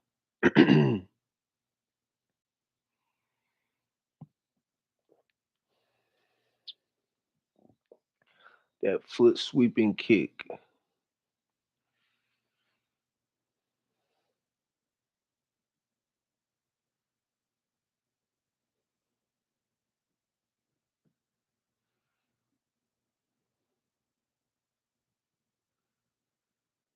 Uh oh. So Miyun is in Kayung's full guard, landing some heavy shots. Got his head position. Um, I find that did he just headbutt him in the body? It looked like he just headbutted his body. Miyun headbutted Kayung in the body. It looked like not the first time I've actually seen that. To be honest, I found that weird.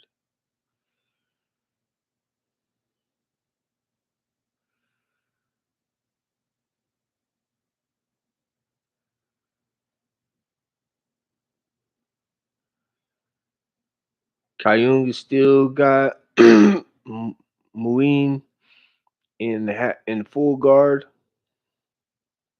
Muin is trying to break his guard, pass the guard.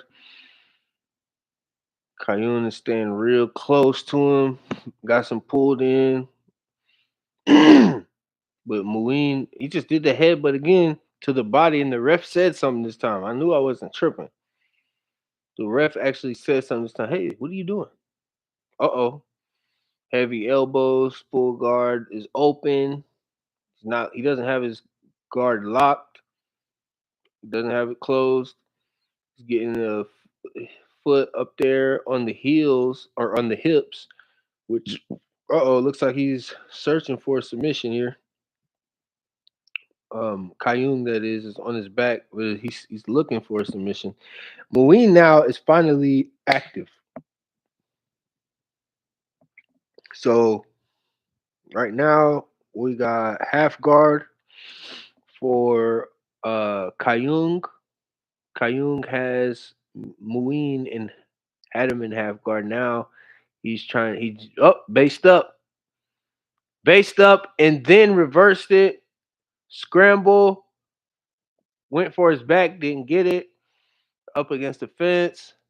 Oh, Kayung with the mat return. He's on his back now. He's got a hook in. Oh, he's looking for the rear naked. Oh, he's standing. Muin is still standing. Kayun's. Oh, he Michael Chandler jumped back to his back like Michael Chandler with Charles Oliveira when he jumped onto his back.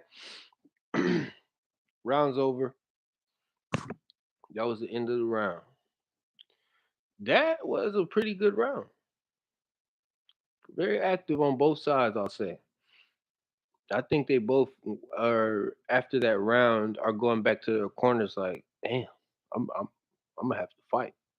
I'm gonna have to fight today. I think both of these individuals are definitely bringing the fight. They're definitely bringing the fight to each other. If I had to grade that round, I would say how to judge it. It was close. I'm giving the round to Muin though for sure.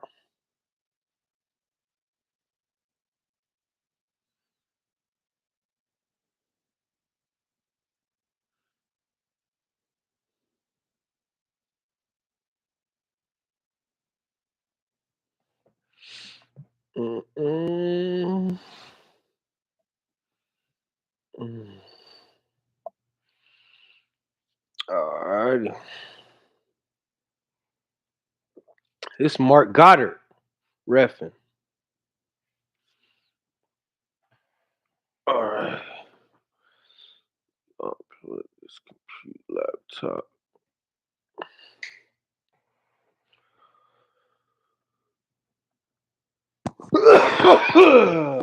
Ah. Mm. All right. They started the fight, centered the ring, those had a quick exchange. Meet Kang took a shot and got Muin on his back. Muin has Kang in some looks like he was trying to get a guillotine there, but came loose. Kang is content with this position, head to the mat, arm around Muin, and raining some shots to the body. He has that side control, half guard hybrid position that they had there in the earlier fight.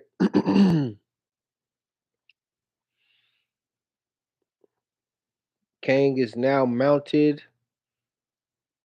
Muin is trying to scramble out of the mount, still mounted. Kang is landing some decent shots. Nothing fight changing. He hasn't landed any fight changing shots. Muin just landed a couple shots from his back. Kang is still mounting Muin. Kang still has Muin mounted, putting heavy pressure, top pressure on him, you know, driving that shoulder and chest into his face and squeezing and just punching him here and there. That pressure is uncomfortable. When you got when you got somebody real heavy on you right there, just pushing on your face, using their chest and their shoulders to push down on your face. Ween just reversed it. Kane went for a triangle. Still has the triangle somewhat in now. Nope. Ween got out of it. Took Kang's back. Kang scrambling, still on the back. It's good scrambles. These are really good scrambles. Ooh, knees to the leg, knees to the butt, uppercut from behind. Pause. Moeen had Kang up pressed up against the fence on the ground, and Kang stood up. Kang is still up against the fence. Moeen stomping his foot, knee in the back of his leg, giving him some shots to the head. Shots to the head. Kang up against the fence, but he's facing the fence with Moeen on his back, still giving him some knees to the back of the leg. This dude has like a really hairy birthmark on his back. Kang still has his back, has him pushed up against the fence, trying to get the takedown. Got his single leg attempt. Uh-oh. Separation. Separation. Nice combination from Muin that um sent Kane going back. Now he's got a guillotine attempt. His guillotine. Muin has a guillotine on Kang's. Push him up against the fence. Less than a minute left. I don't think he's gonna get this here, but definitely made Kang have to respond. Kang is now on his knees. Muin is on his feet. Push up against the cage. Muin's returned to his feet, or Kang has returned to his feet. Damn it!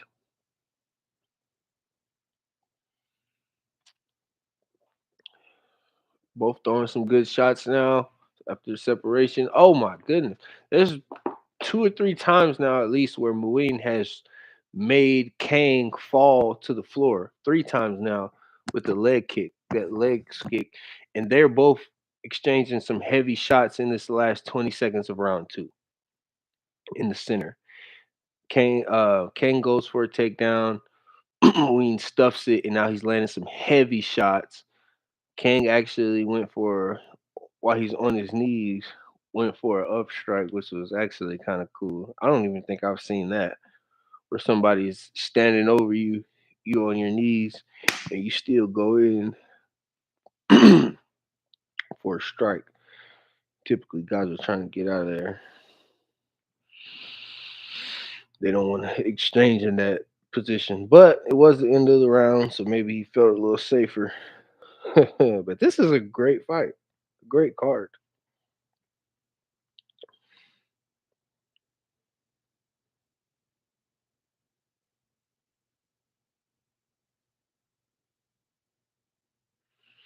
Very good fight so far.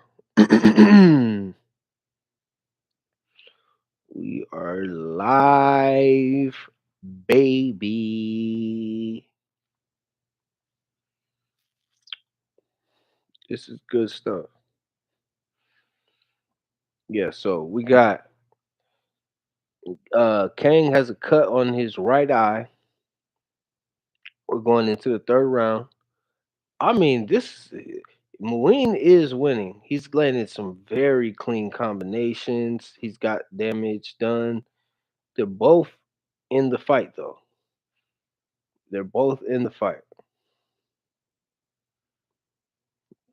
Round three just started. They're in the both in the center of the octagon. Light exchanges. Muin is looking for that leg kick now. He knows it's working. Exchanging blows there. Muin's got Kang up against the fence. Kang reverses it into a takedown of his own. Kang is on top of Muin, fighting for position. Still scrambling, scrambling, scrambling. Kang is on top of Muin in turtle position. Turtle, turtle, turtle. Still turtling, turtling. Now, Muin is trying to scramble out, trying to get back up to his feet. Kang reversed it. The turtle, took his back and then scrambled into a mount. Now Muin is on his back. He is mounted by Kang. Pause. Kang is still mounting Muin and raining a couple good shots. Finally opened up uh, a cut on Kang's face, or on Muin's face. Sorry, Kang has finally opened a cut there on Muin's face, right on his left eye, right over here. Kang has Muin in mount, still in mount, sliding for some position or submission attempts. Looking to, they're back on their feet now. Kang wants to return Muin to the mat. I don't think that's going to happen. They're separated. Separated in the middle of the octagon. Just throwing some feints, missing some shots, nothing really landing. Uh-oh. Moeen went for a big uppercut. Kang went for the takedown. Moeen landed some of the uppercut. Kang got the takedown, but Moeen spun out of it.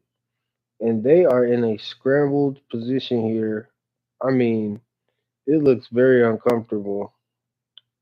Moeen's in the turtle, but he has Kang's leg. Oh, finally got out of that. They're still scrambling. Kang's back is up against the fence. Moeen has him pressed up against the fence. Now they got back to their feet.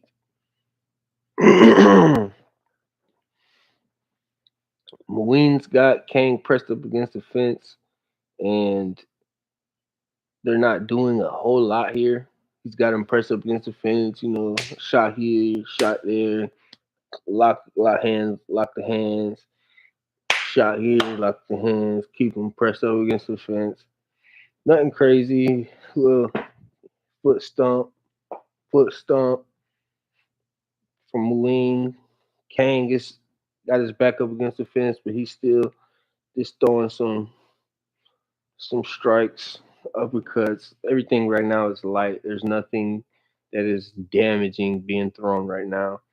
Again, Kang is still against the fence, moving, pressing up. 1 minute left in the third round. They're still still up against the fence, clenched. Oh, a nice up knee to the body from Ween. Oh, inside leg trip from Kang. Now Muin is on his back. Mark Goddard just took his feet off the fence so he can't use his toes to grab the fence to get leverage. And Muin has some cuts on his face now and some swelling as well. Kang is on top of Muin, doing some damage now here in side control. And this is true side control here. He is in true side control up against the fence. Oh, he's trying to get to mount. Uh-oh. Something. Uh-oh. Muin's back to his feet where he wants to be. Now, if he can finish here on top with some strikes, which he is doing. Oh! Spinning wheel kick from Muin, landing some good strike. Oh my goodness. He had Kang on his knees, standing on top of him, landing some nice back and forth action there. So Moeen definitely did enough to secure this fight. I would say it was gonna be in the split decision territory for a second there, but I think that last 15 seconds saved it for Moeen. So that would, if correct, that would put me at what, 3 for 3 today? Yeah, yeah, put me at 3 for 3 today. Y'all better start following your boy. Okay, my picks are like that. Okay, my picks are really like that. The only time I actually, well, I ain't gonna say all that. No. Let me calm down. Let me calm down. I was about to get too crazy with that. I was about to say the only time I get a pick wrong is when I pick out of emotion, but that is not true. I do I do miss picks like everybody else. But most of the time I miss a pick, I will say, is when I bet out of emotion. Most of the time. If I never bet out of emotion, I'll probably get 75 to 80% of my picks correct. And that's a fact. Hey, look at the receipts. But there's some guys I just won't bet against out of emotion. Like now, I'm not betting against Dustin Poirier. Um, I'm not betting against John Jones. I'm not betting against Tom Espinal either. Hey, when they fight, I have no skin in the game. If they fight, I did not bet against DC. Wouldn't. Man, I would love DC to come back for one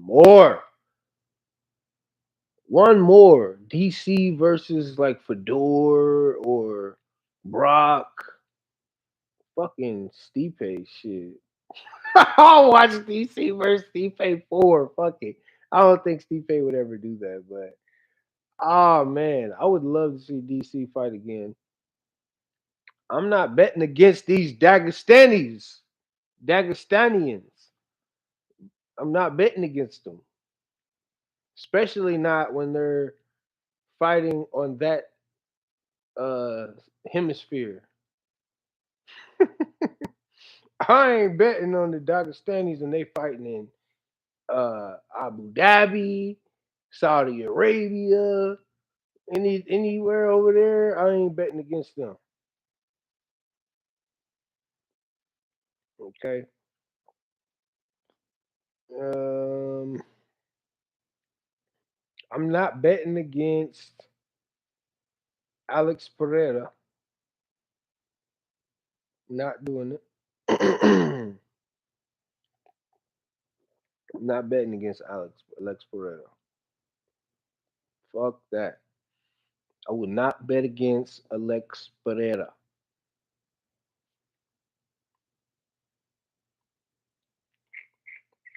Who else would I not bet against? Who else would I not bet against?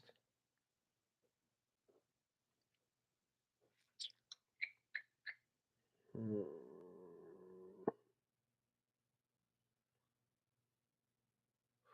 Oh, I'm not betting against Alexa Grasso. Fuck that. I'm not betting against Alexa Grasso. She's too fucking good. She's too fucking mean. And I'm not betting against Valentina either. There you have it.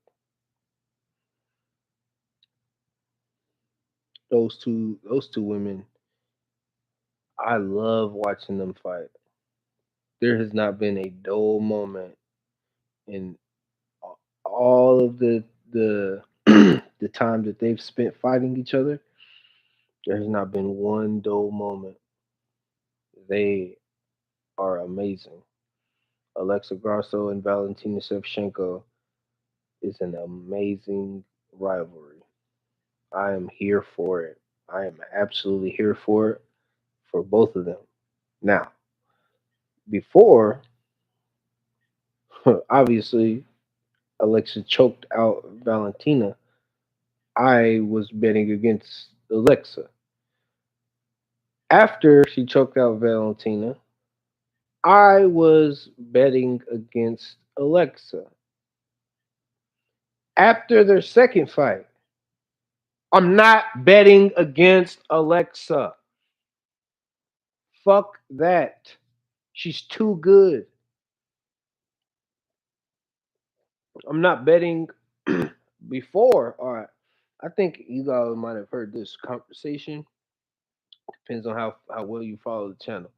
I'm pretty sure the conversation about Alexander Volkanovski has come up.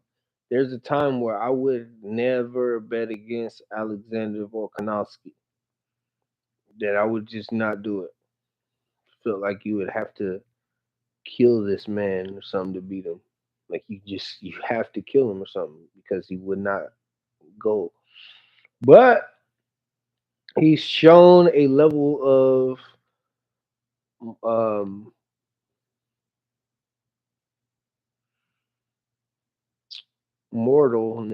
mortality, not mortality, because he's alive, but he's shown that he's mortal.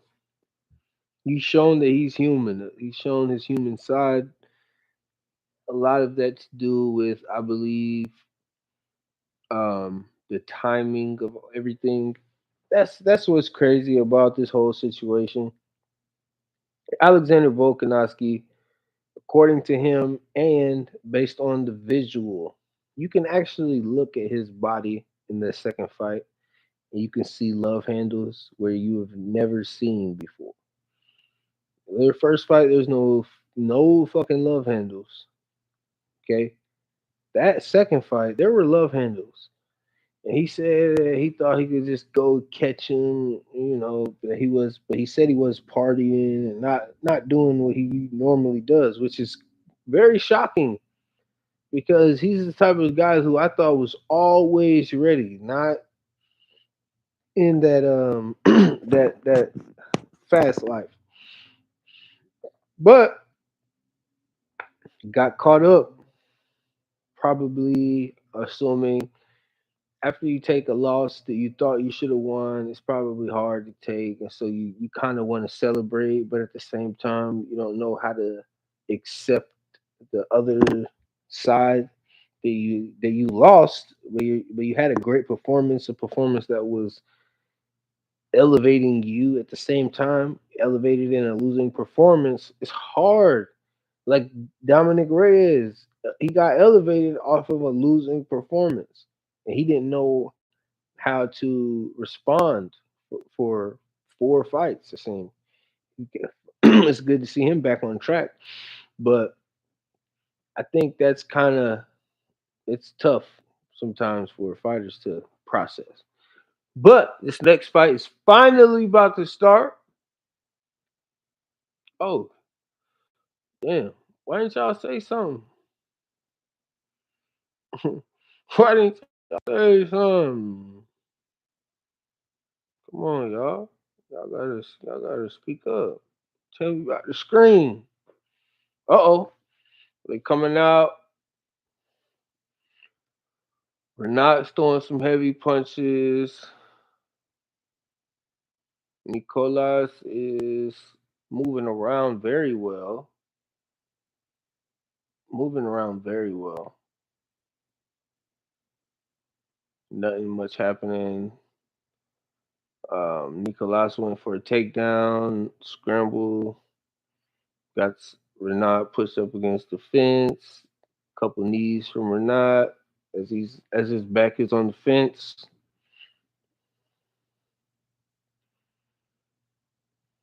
Still up against the fence. It's up. Renat reversed it up. Nicolas reversed it back. Pause. There's a couple knees exchanged on both ends. Still up against the fence is Renat's back. Throwing a couple shots. Both knees from Nicolas, knees from Renat. Back and forth here.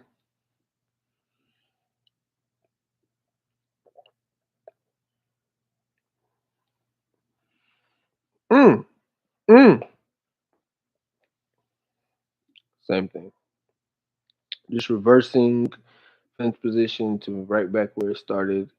Renat finally got off the fence, separated, exchanging some shots from both. 1-1-2 missed. Just a lot of missing, both in the center of the octagon, getting their range, finding the range. Nice combination from Nicolas, throwing a lot of kicks. Nicolas is throwing some kicks. Center of the octagon, both kind of measuring up. Teep to the body, teep to the knee from Nicolas. Oh, 1-2 from Renat, and then a takedown attempt. That's Nicolas um, defending the takedown up against the fence, framing off. Oh, went for a single leg Renat. Oh, pushed him back to another side of the fence. Uh, Nicolas is wizarding off of Renat. Wizard, he's on the fence. That's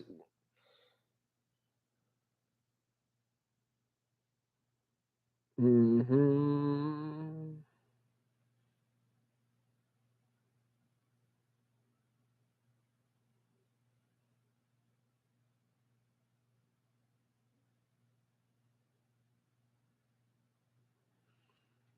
Renat has Nicolas up against the fence, exchanging a little bit of knees, still just kind of holding position. Nothing too crazy.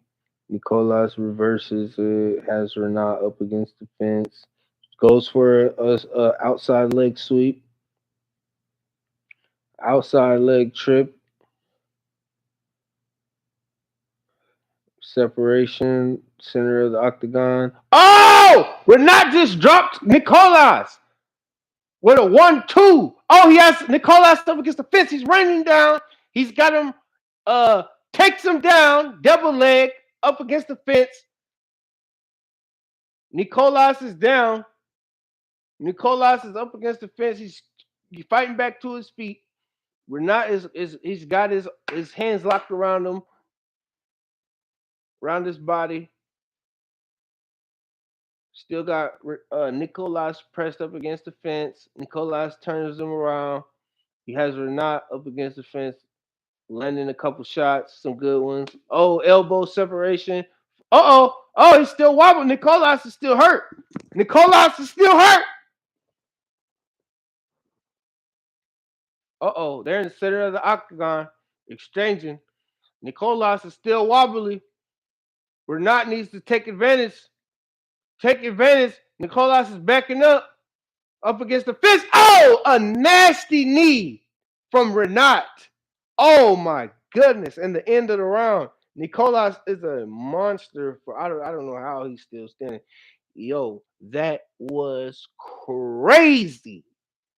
That's what I'm talking about, man. That's what I'm talking about right there.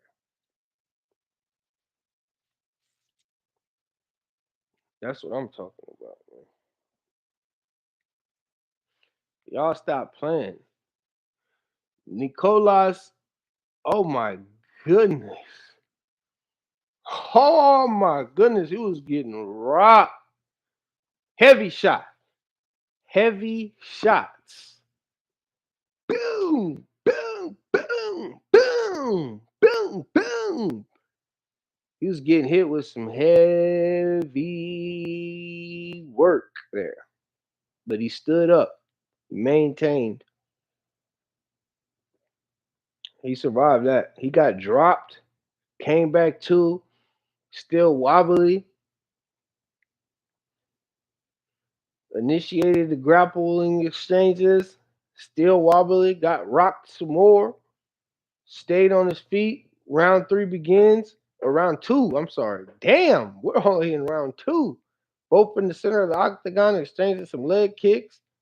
Oh, straight right hand from Renat. That hurt him. He's touching him. Renat is touching Nicolas now. Nicolas is still fighting though. He's not at all defenseless. Not in any way. Renat's bringing the fight to him. Nicolas is returning the fight. Nicolas just got double legged and taken to the mat off the cage. Slid back to the cage. Renat still has the legs. One leg is escaped. Nicolas is back to his feet, still up against the fence. Renat looking for single leg. Oh, Nicolas turns the fence position, reverses it. Has Renat up against the cage. Nicolas throwing some knees here. Nicolas, oh, separation with some strikes from both. Both landing strikes on the separation. In the center of the octagon, Nicolas goes for a takedown, doesn't get it. Up against the fence is Renat's back. Nicolas pressing forward. Still got his hands locked around his body, his arms.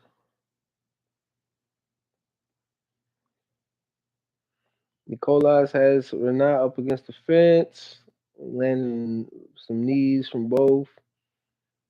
You know, short, short knees here, up, nothing crazy.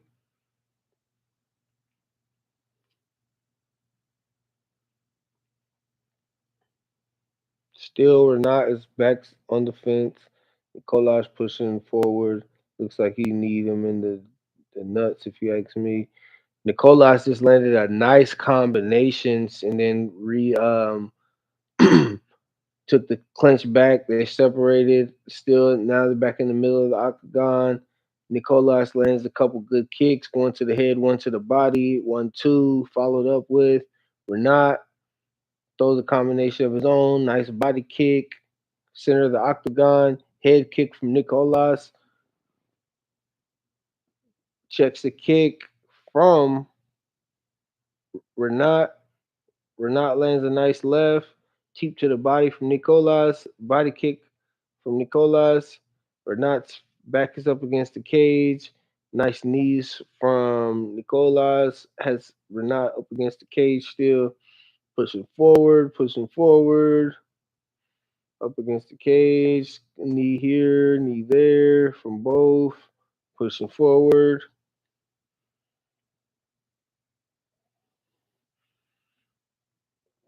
Yeah, there's nothing crazy going on. Renat's back is up against the cage. Nicolas is pushing him forward, trying to keep him up against that fence. Renat's trying to get off the fence, seemingly with a couple elbows, you know, from both. Okay, both now landing some good shots. Two good shots from Renat on the way out of the separation of the clinch. Center of the octagon. Center of the octagon. Uh-oh. Renat goes for a double leg, secures it, but he's Nicolas is up against the fence, landing some basic strikes, not doing much there. Trying to push his head down, landing some nice shots to the ear area. Is Nicolas, while his back is against the fence, he's landing some pretty decent shots. Now he's trying to frame off and up and off. Trying to frame up to his feet, but Renat has those legs locked. So that well, just one leg that it was. Yep. Nicolas back to his feet with Renat still pushing him up against the cage. End of the second round. Woo! All right. Y'all see what's happening.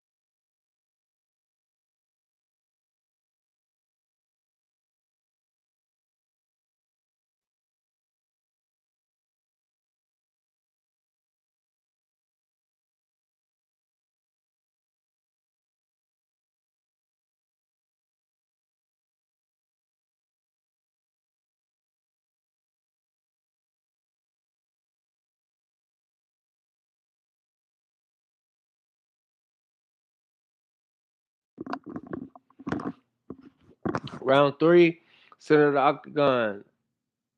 Nicolas gets hit with a couple strikes and returns fire. Couple more shots land from Renat. Pushes pushes Nicolas face first up against the cage. Still pushing him up against the cage. Nicolas reverse gets turns around.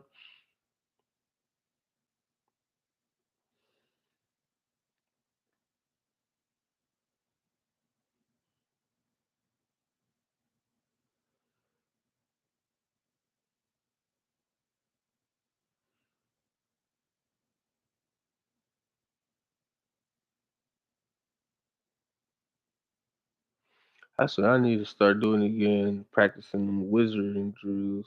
Wizard out that jump.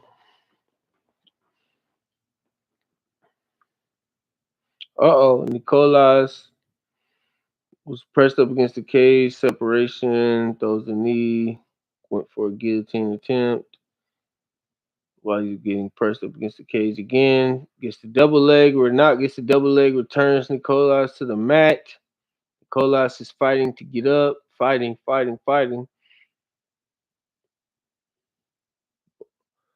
Renat gets his head positioned right under Nicolas's. The head position is very important, ladies and gents. If you didn't know, head position is wildly important.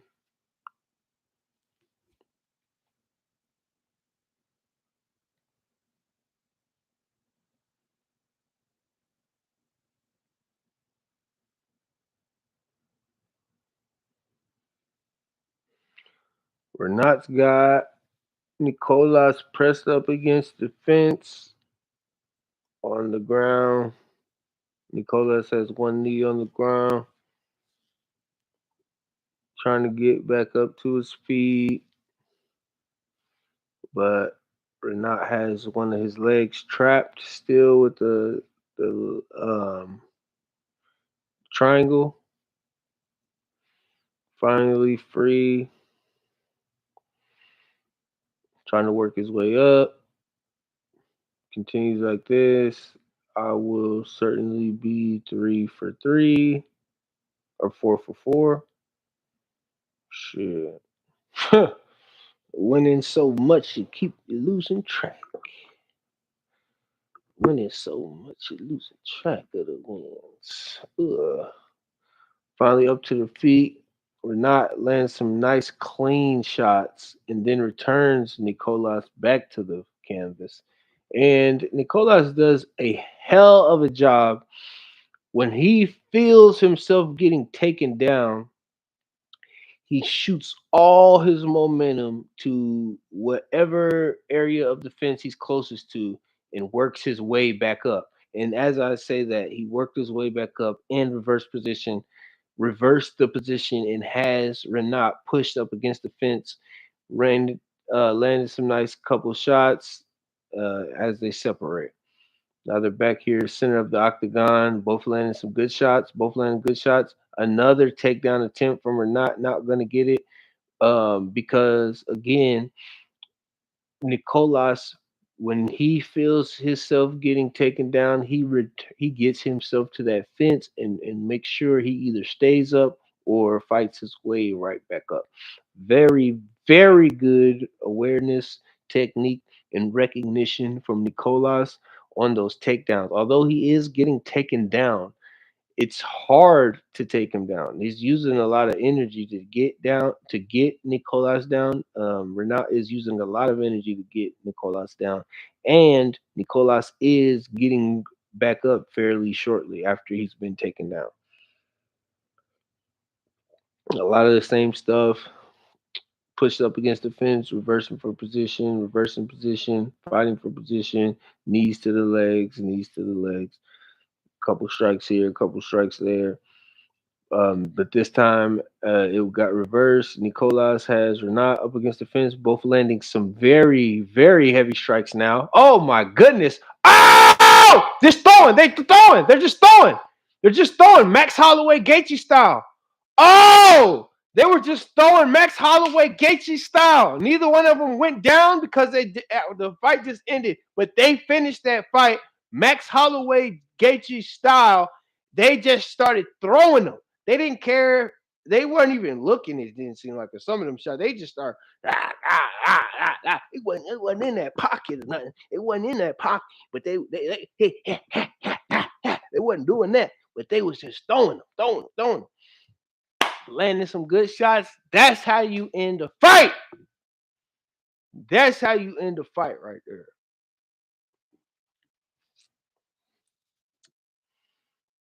Finish strong, both sides. But looks like I'm gonna be 4 for 4 today. Keeping my streak perfect. Keeping my streak perfect.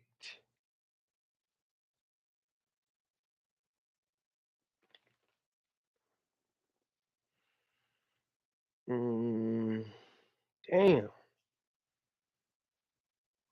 Mm,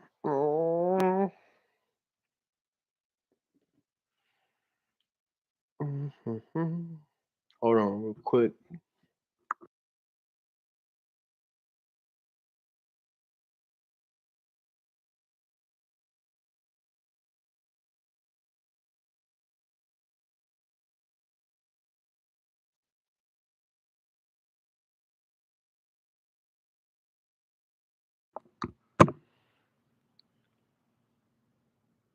Uh-oh. I got a split decision. Nicholas Dolby, Renat. So if y'all don't understand what Bruce Buffer does, I think every time when it's a split decision, whoever's name he says first is whoever lost. One judge has it for such and such, 29, 28. The other judge has it for such and such, 29, 28. And other has the fight for your winner. Yeah, he does that every time. It's never one judge has it for this guy, one judge has it for that guy, and then the third judge has it for the first guy. It's always whoever he says first, that's who lost in the split decision. I don't know if y'all picked up on that pattern. Correct me if I'm wrong, though. Show me. That's something I've noticed. Felipe Lima. Oh, yeah.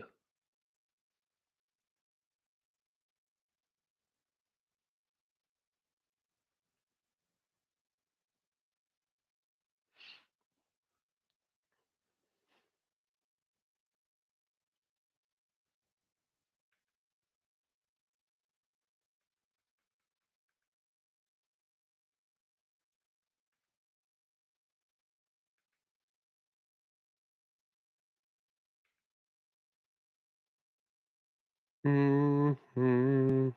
Mm-hmm.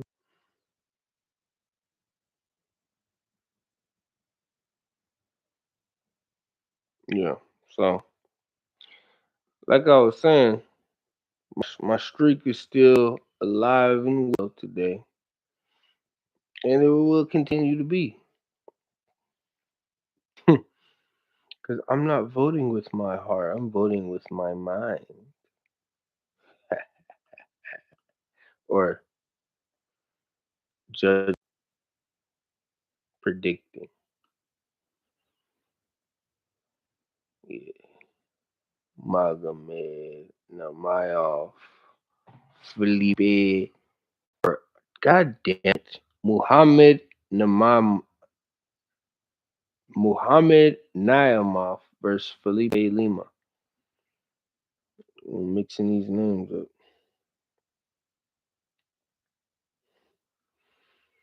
Mm-mm-mm-mm.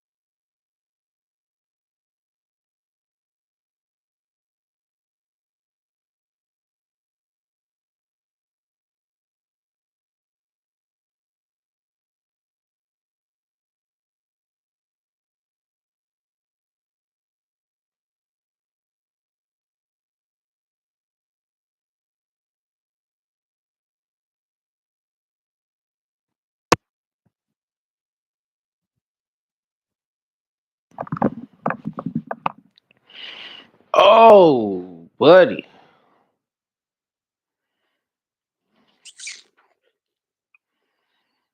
Alrighty. Fight's kicking off. You ready? You ready? Fight! Ah! Lima comes out with a strong leg kick. Another head kick. It was blocked, but it definitely felt, he definitely felt it. Muhammad. Did I make a prediction? Oh my God. I guess it's too late because the fight's already begun. Lima's starting off very strong. He's got Muhammad Nimayov pushed up against the fence. I feel like I did make a pick for this though.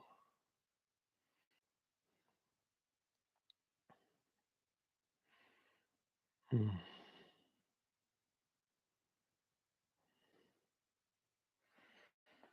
Well, if I didn't, I'm making it now.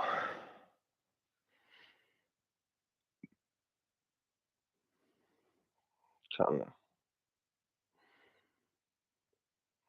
pisses me off, but yeah, I'm gonna have to go with your boy,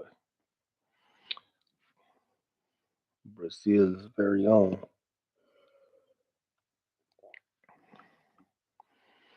He could run out of gas. I would say that's the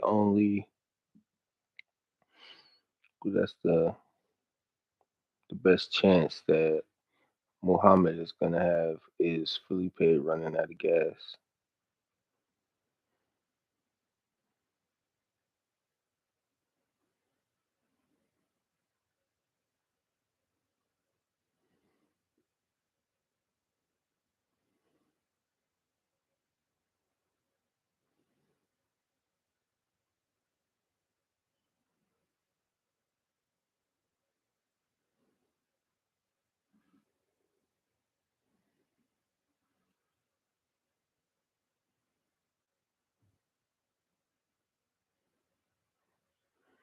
Both exchanges some nice kicks in the center of the octagon. Oh, Lima is putting a nice combination on Muhammad up against the fence, coming back to the center of the octagon. Overhand missed by Lima. Center of the octagon. Lima is looking very sharp, very good. As I say that, Muhammad gets a body lock as Lima attempts a reversal in in the scramble. This is a very weird position that they're in right now. I mean, Lima's back on the ground. They finish out the scramble. Muhammad scrambles into Lima's full guard. Muhammad is now landing some good shots of his own. Now, Lima has Muhammad in half guard now, switched it.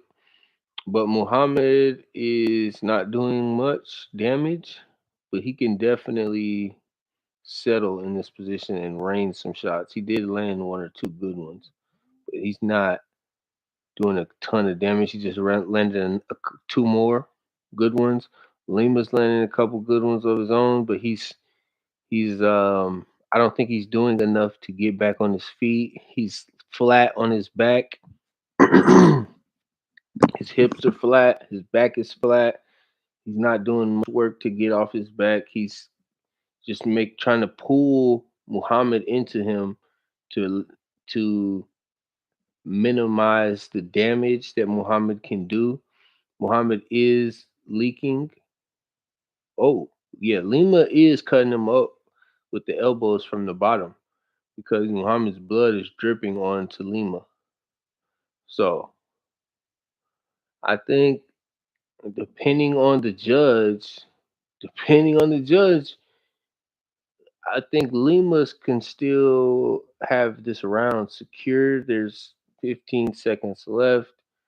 So at this point, I think the damage has definitely been Lima. Ground control was for Muhammad, but Lima definitely landed the cleaner strikes on the feet and the better shots on the ground because he cut Muhammad open while they were on the ground, even though Muhammad was on top of Lima for the last minute and 44, 45 seconds, but it was 44 to be exact. So, very curious to how they will judge that round. I'm giving that round to Lima, obviously, because I picked him and because he did all the damage, he did all the work on the feet, and the damage that was done on the ground was done by him. So he did get taken down, but I mean, total strikes. Oh, so looks like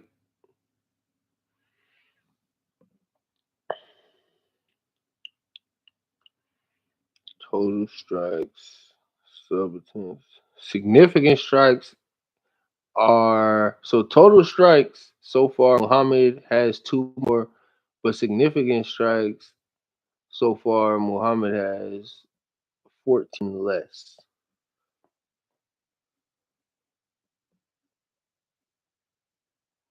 on the feet. On the feet, center of the octagon, exchanges some kicks. Lima goes for a takedown. Nice scramble from both. Takedown was unsuccessful. Center of the octagon, feints. Kick from Lima gets caught, gets his foot back. Center of octagon, feints. Measuring. Switching stances from Lima, switching stances again, measuring, feint. Moving around.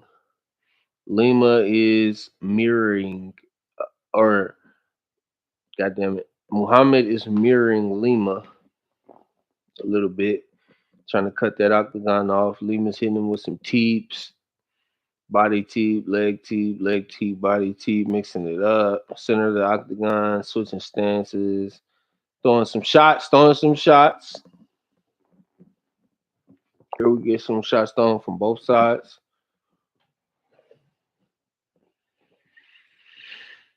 Okay. Yup.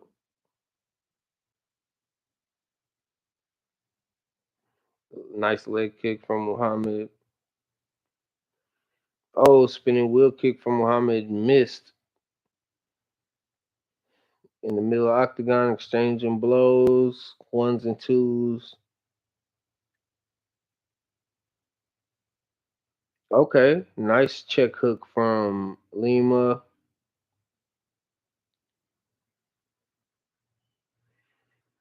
It was like a check hook uppercut hybrid.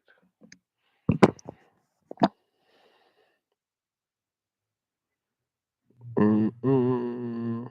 Center of the octagon, measuring. Lima moving around, circling. Both throwing a couple shots. Leg kick from the Muhammad. 1-2 from Lima. Measuring. Exchange. Clean knees from Muhammad. Muhammad's coming forward now. That's what. Ooh, nice body kick from Lima. Ooh, that was nice. That landed clean under the armpit. Ugh, those hurt. When they're that clean, those hurt. Those can take the wind out you. Nice two from Lima. Straight oblique kick exchange. Oblique kick from both. I think Muhammad's actually landed. Just pressuring forward on Lima. I think Lima's landing better still, but I think Muhammad is pressuring forward, which I think it does on the eyes that the person going forward sometimes is the person who's winning. It does appear that way.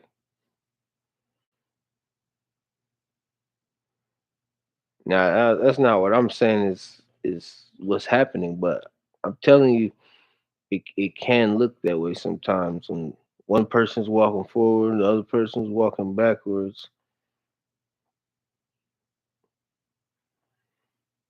Oh, he's pushing the action. Mm. Nice combination from Lima. As I said, they both do a strikes are landing much more flush.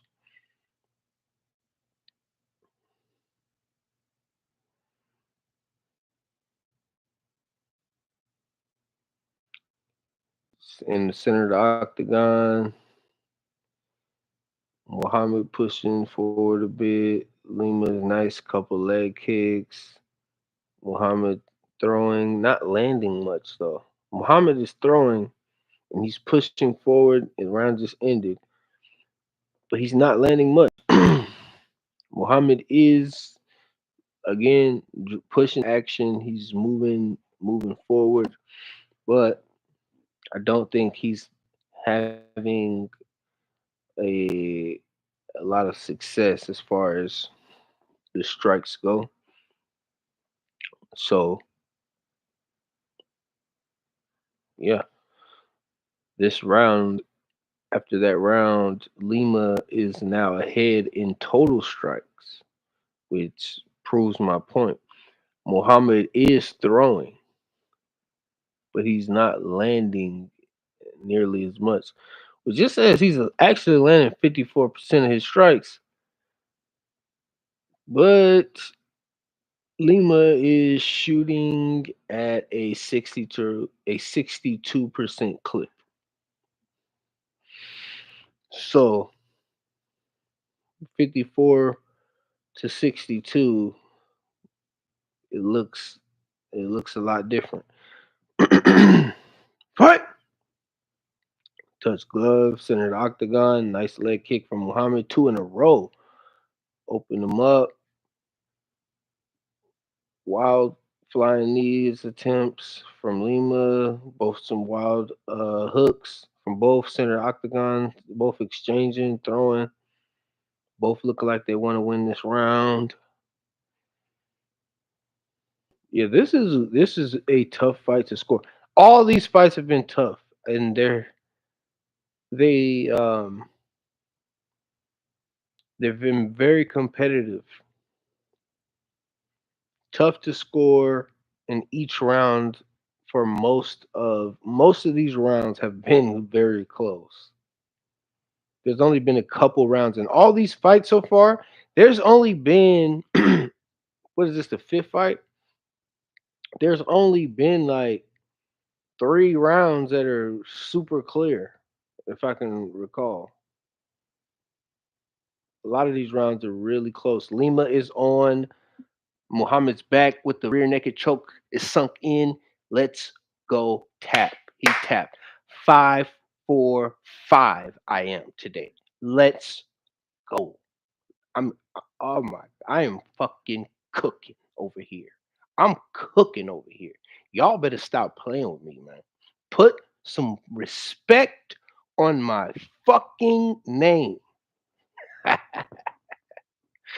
Kamaru Usman style.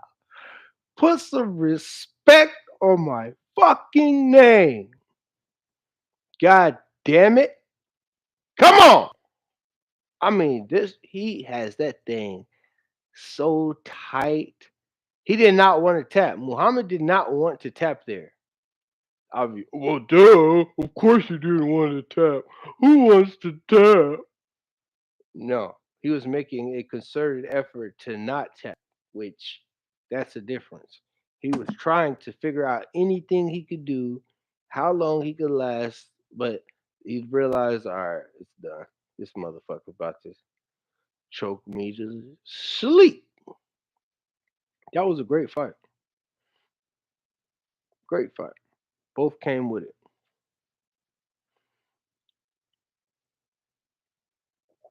Very good performance on Felipe Lima. They both performed. Felipe Lima performed better, but they both performed at a very high level. These fights are extremely fucking good. I don't care what anybody says. Oh, these are decisions. There's a lot of decisions. That was a finish, by the way. But outside of that fight, there's been a lot of decisions today. But what's wrong with the decision? 3 rounds. It's only 15 minutes per fight. There's a lot of action going on. Everybody want to see a first round knockout. Not me. I want to see somebody put together uh, a full body of work in the fight. Show me an arsenal. That's what Lima just did. He showed the arsenal in round 1 and 2, and third round when he showed another side of his arsenal. He actually went for the kill shot. I mean that rear naked choke. It was so deep. I mean, it was deep in there. Just mm, mm, mm.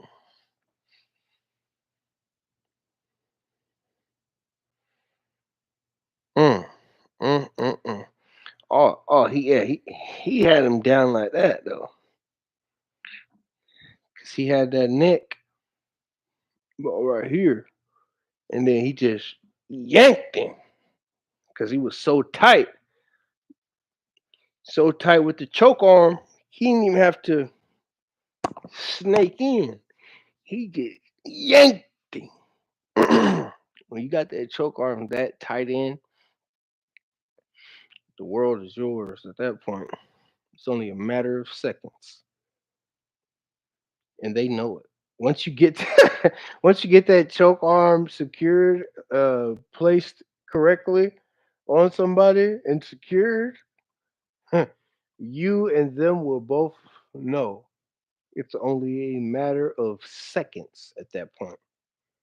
Tap, snap, or in this case, nap.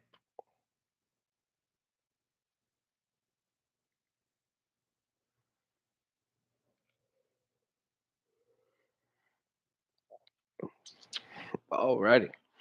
So, as I am currently 5 for 5, let's make sure 1, 2, 3, 4, 5. Yeah. So that makes me kind of 6 for 6, right? Since I no, yeah or no, yay or nay, whatever. Haters. Who am I picking? Let's see what these odds can like to.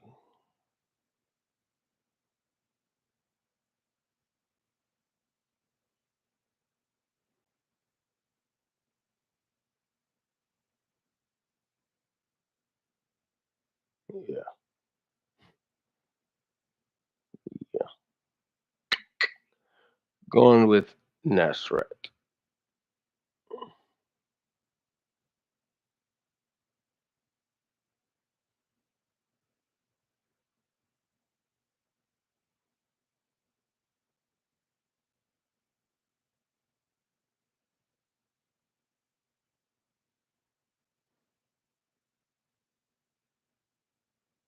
These are close odds.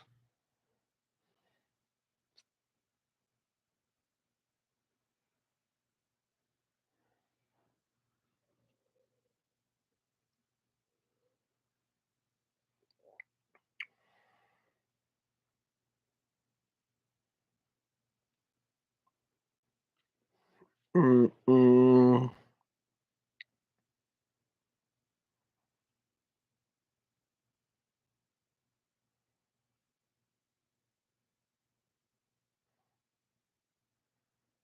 Don't be surprised though if Jared Gordon gets it done.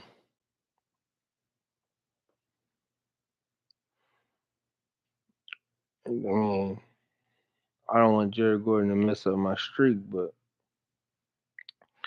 Jared Gordon comes to fight. But I'm definitely gonna have to go with Nasrat.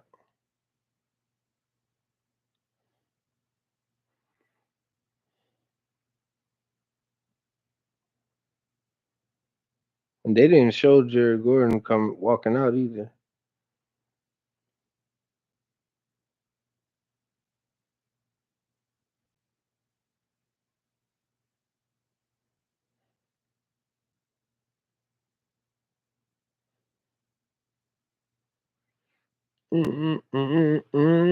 A three-star fighter holding a contest is standing assault. Weighing in 156 pounds, fighting out of New York, USA, Jared Flash Gordon.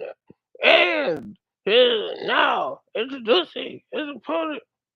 You know all that shit. That's what your boy Bruce Buffer doing right now.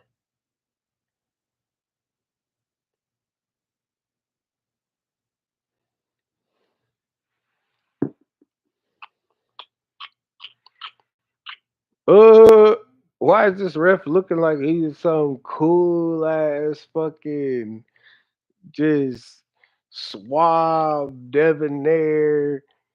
He'll kick anybody's ass without breaking a sweat. Some type of incognito killer.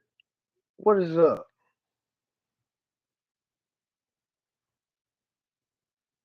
Like he didn't came through the Kumite or something. That's how the ref was just over there looking when they put the camera on him. He looked like he came out the Kumite 3 times in a row. And like he you know what I'm saying, 3-time Kumite champion or some shit over there. That's how the ref is over there looking. Alright. They fight is off. Um Flash Gordon went for a single leg, grabbed the leg, and then he started landing strikes somehow. I mean, he's got Nasr's leg, and he's hmm, hmm, landing strikes. Center of the octagon, exchanging, looking for position, finding the range. You know, all that good shit. Both throwing shots. Flash Gordon goes for another single leg, still has the leg. Throwing another shot. Oh, got Nasra up against the fence. Jared Gordon came to fight today. He's not fucking around, y'all. Jared Gordon with the leg kick, center of the octagon, moving around, bouncing around. Jab from Jared Gordon. Oh, nice overhand from Nasrat. Jab from Nasrat. Switch stance, body kick from Nasrat. Circling from Nasrat. But Jared Gordon is just hawking him, shadowing him, following him, cutting the octagon off, cutting the cage off. He's there. Everywhere he steps, he's there. Oh, I'm here. You step there, I'm there. Everywhere you go. Everywhere you go, I go. Everywhere you go, I go, champ. Everywhere you go, I go, champ. Everywhere you go, I go, champ. Jared Gordon is walking him down. Oh, leg kick, jab, leg kick straight from Jared. Jared Gordon's coming forward. Oh, another takedown attempt from Jared. Got some pressed up against the fence. Jared Gordon has Nasrat up against the fence now, looking for those legs, trying to get the double leg. Nasrat is defending, using that fence to keep him up. Excellent work. Oh my goodness. Jared Gordon is coming to fight.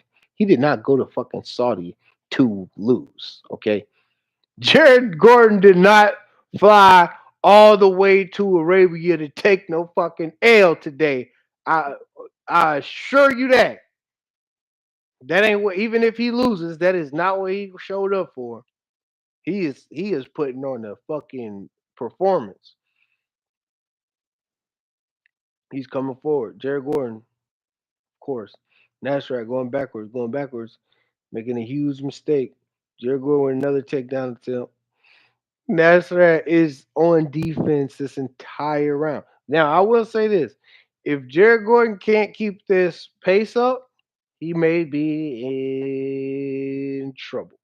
Because he does have some bruising on the face. But Nasrat is cut on his left cheek, right under the eye. Not like super. Oh, Nasrat just lands a nice combination there, center of the octagon. I'm telling you, if Jared Gordon can't keep this pace up, it's going to be a long fight for him because the pace that he just put on in his first round has been incredible. Right now, he's got Nasrat up against the fence, um, going for his legs. Oh, Nasrat with some nice, heavy hammer fists. Gordon stands back up, pushing up against the fence. They're both throwing. 30 seconds left. They're throwing. Oh, nice shot from Nasrat. Moving around.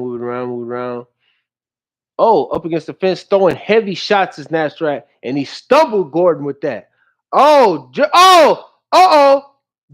Gordon is in trouble now.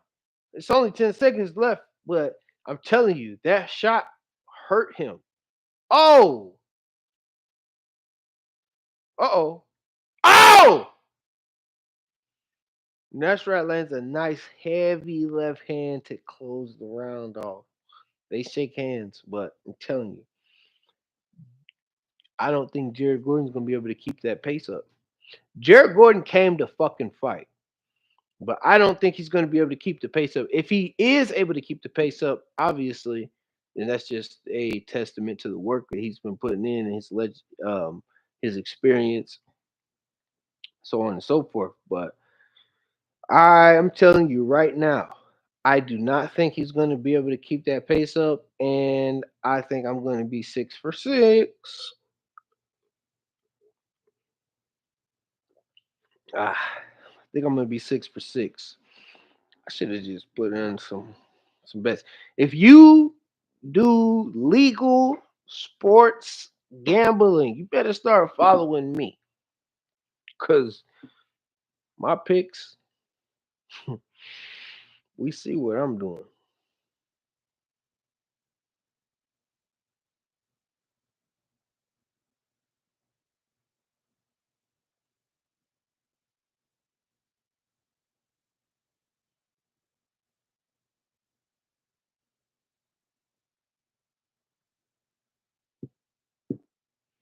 Uh-oh, started back up. Round two, center of the octagon. They throwing, exchange the leg kick to the body. Oh, from Nasrat. Oh, they swinging. Oh, good right hand from Nasrat. Nasrat is in southpaw. Gordon is in southpaw. Both fighters in southpaw. Gordon goes for the leg. Single leg. Uh oh. Nasrat against the fence. Gordon fighting. Nasrat trying to get that head down. Telling you, Gordon came to fight. He did not come to fuck around. He wants to win today. He's trying to there you go, Gordon.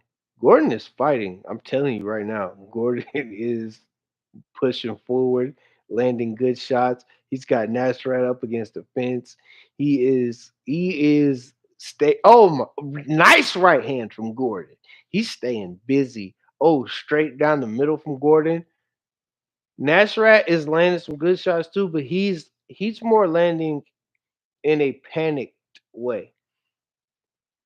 If that makes sense, he's landing in a desperation type of matter. Like the shots he's landing are out of desperation. The shots that Gordon is landing, he's putting them motherfuckers there. He's putting them bitches on his chin. Ugh. Gordon is, oh my goodness. Gordon's got Nasrat backing up. He's got his face beat up. Nice uppercut from Nasrat and nice return uppercut from Gordon. Nice combination from Nasrat. They're fighting. They're both fighting for sure. Well, duh, it's a fight. Shut the.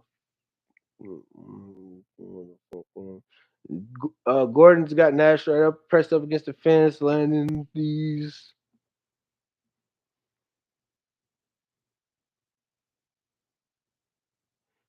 Glove issue with the tape on Gordon. Now they get a break. This may not be good for Gordon because Nasrat looks more tired than Gordon now. Nasrat is fucked up.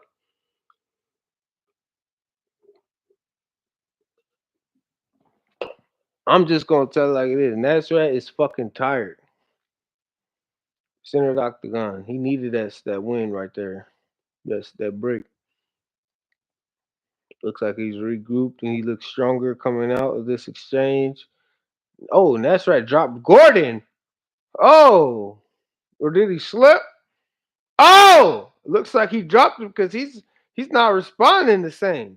That's how you know if they slipped or if they got dropped. How do they respond? Oh, oh, that liver kick hurt Gordon. Oh, Gordon returns though. Gordon is here to fight as Nasrat just lands a 3-punch combination. Gordon just lands a 2-punch combination and another punch and then 2 more. Gordon is laying some work down, pause, but he's laying some good work down. Oh yeah, Gordon is oh my goodness. Gordon is putting hands on Nasrat. Oh, Gordon is putting hands on Nasrat. He has him up against the fence. He's walking him down. Oh my gosh.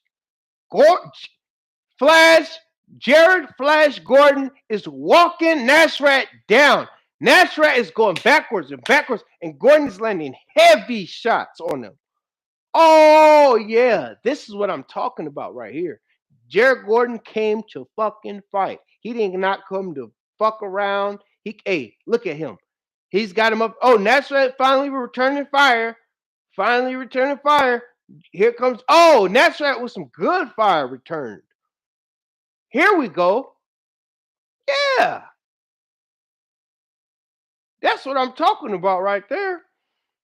Jared Gordon still has Nasrat up against the fence now, but they're now returning heavy shots for a segment there. Heavy shots instead of those light blows. Separation now. Nasrat swinging for the fence.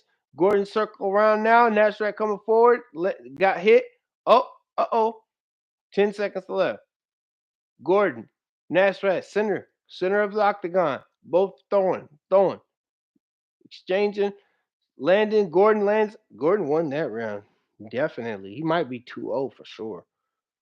Nasrat whoever wins this third round, whoever wins this, I'm telling you, this is a fight. Nasrat has to get a clear cut third round. That first round, I would actually give to Gordon. I would say Gordon's up 2-0, to be honest. But I could see you giving the first round to Nasrat, especially if you're like me and you're biased towards the last rounds. Just saying. Just saying.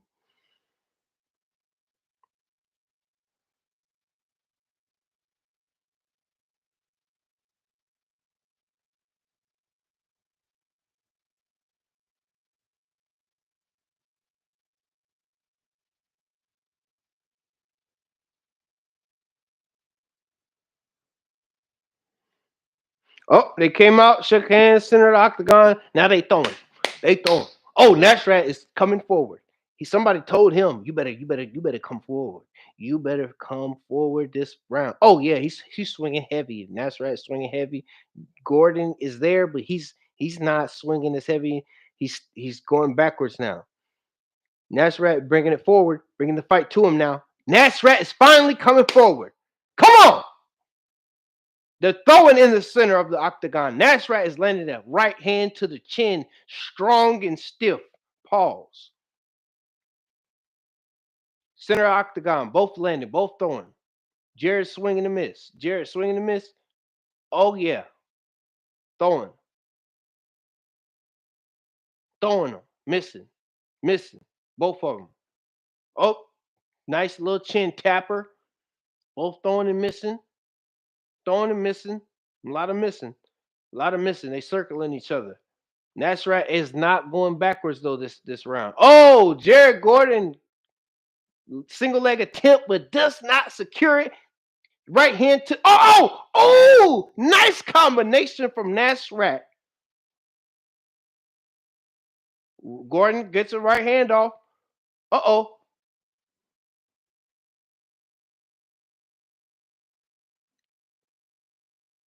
Oh, they swinging. Swinging in the center. Both landing. Both in the center landing. Jared Gordon now coming forward. Nasrat going back again. Nasrat's going back again. Nope, center. Stop going back. Oh! Jared Gordon's walking him down now. Jared Gordon is walking Nasrat back into that fence.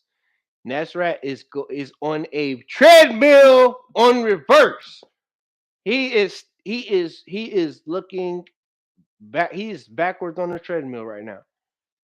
Nasrat is backwards on the treadmill, and Jared Gordon is pushing forward and he's landing. He will win this fight unless Nasrat gets a knockout, and that's not going to happen in my opinion. So this will be the first um fight that I did not get right for the night.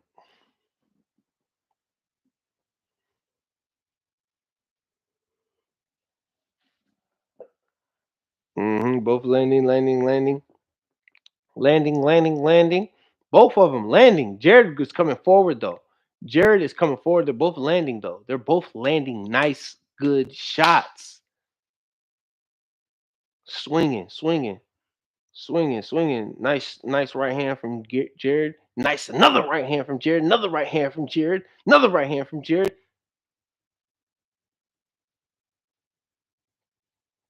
Another right hand from Jared.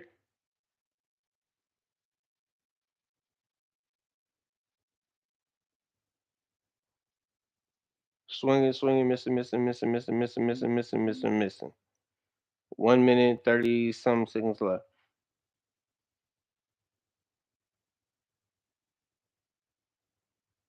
Ooh, left hand from right, left. Ooh, oh, they both just landed. They both swinging and landing. Oh, that's right with a nice combo. Oh, uppercut from Jared. Two straights from Nasrat. 3 straights, 4 straights, 5 straights from Nasrat. 6 straights from Nasrat. Oh my God. They are throwing them. Rights. I mean, the rights are just coming in from each other. They're exchanging now. They both want to win. Jared will win this fight, but they are both fighting. Oh my goodness, this is a good ass ending to this is how you fight. This is how you finish the fight. Let's go. Boom. This was a good ass fight, y'all. This is how you want to fight to finish. These three from Nasrat to Jared Gordon's chin. Oh, one back. Oh, another one. Take that. Oh, elbow from Nasrat. Oh yeah. They are fighting now. Oh my goodness. 5 seconds left, and they're both throwing down. Justin and Max style.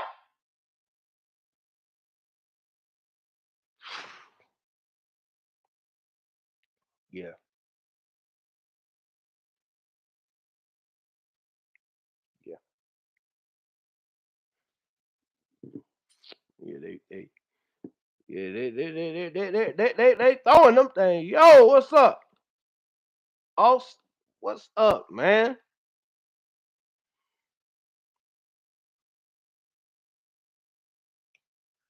What's up?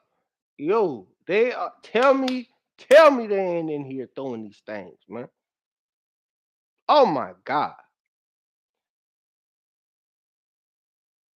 This the type of fight where they was like, all right, if I'm gonna lose, I'm gonna go now. I'm going out on my shield, as the saying goes.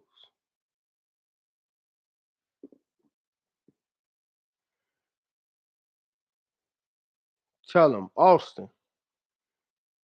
I ain't even see your car. No. When you joined in, brother. Hmm. Watching this fight, you must have joined in when it was at the climax of the fight.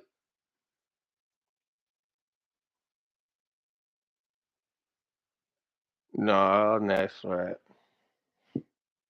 Don't do it. Oh, it's another split decision. This is crazy. Nasrat must have won. I knew it because he said his name second. That's how I knew he won. I just said that. I just said that. Whoever's name Bruce Buffer said second. He said one judge has it for Jared Gordon. Next judge has it for Nasrat. I told you, whoever second, that's who won. Yo, I ain't gonna lie. I think Jared Gordon won that fight. But I'm 6 for 6, baby.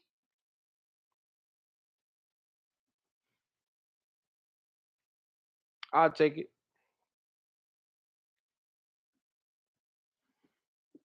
Hey, I'll take 6 for 6. Y'all can say what you want to say. I do. I ain't gonna lie. I do think. I do think Jared Gordon should feel. If I was Jared Gordon, I would feel some type of way. I'm not. I'm not fucking around. If I was Jared Gordon, I'd be like, I think I won that shit. I'll be looking at them tapes. But the fight was close. That though, I ain't gonna lie. That's look, I picked Nasrat. I picked Nasrat. Okay? And I'm happy to be 6 for 6. Because I'm nice like that. I'm cool like that. Cool like that. But I don't know. If I was Jared's corner, and if I was Jared, I'll be wanting to get my hands on those tapes ASAP. Okay. Oh my goodness. These fools are throwing hands. I cannot wait for this main card to kick off. I mean, oh my goodness. This main card is about to kick off. Prelims just ended. We about to be here for a minute. Ooh, I don't know though, because this could be quick. This could be quick. These could all be quick fights. Wow. We about to test this theory. And before I'm gonna just make my I usually like to see how these fighters look when they walking out too before I make my picks live. Unless unless that's somebody that I just know I'm not betting against or I know the machine is behind. That's the thing. Not gonna lie. I'm this is the fight for me that is the toughest. Robert Whitaker is obviously a more credentialed fighter, but it's times like these that make the UFC and make MMA what it actually is. Because when you just throw somebody in there who's been doing this shit also, and they're on the hunt. They're hungry. That's when some of the greatest upsets are made. That's when some of the greatest upsets are made. I am taking. I'm taking Daniel Rodriguez. I'm taking um, Magomedov. This one here, this is tough.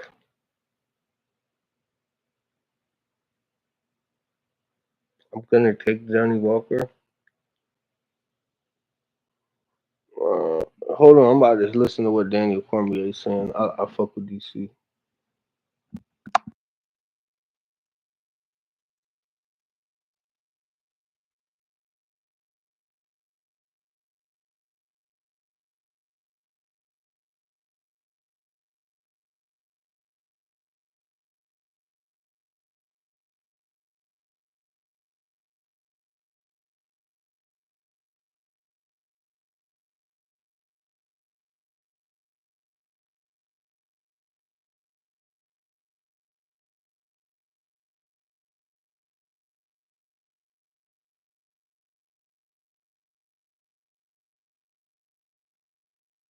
Oh shit!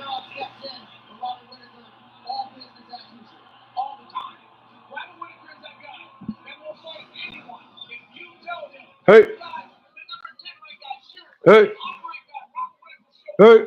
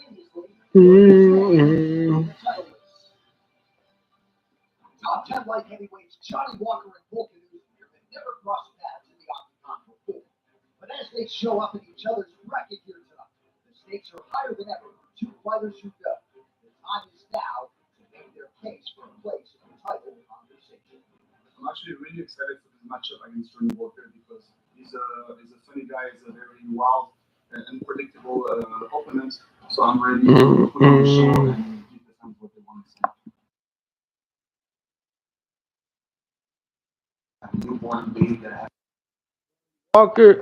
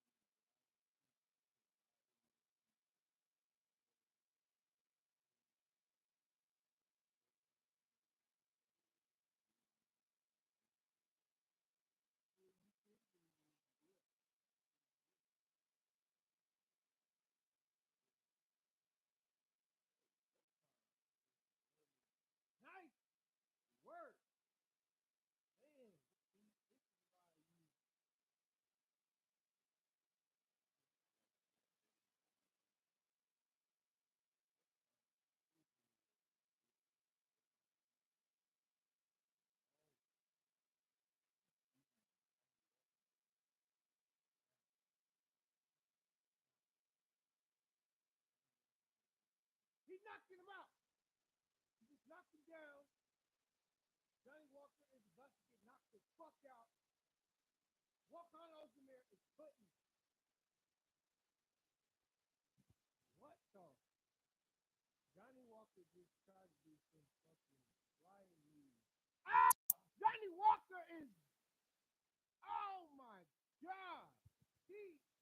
Oh my god. He will be carried out on a stretcher. I am 61 now. Oh my days.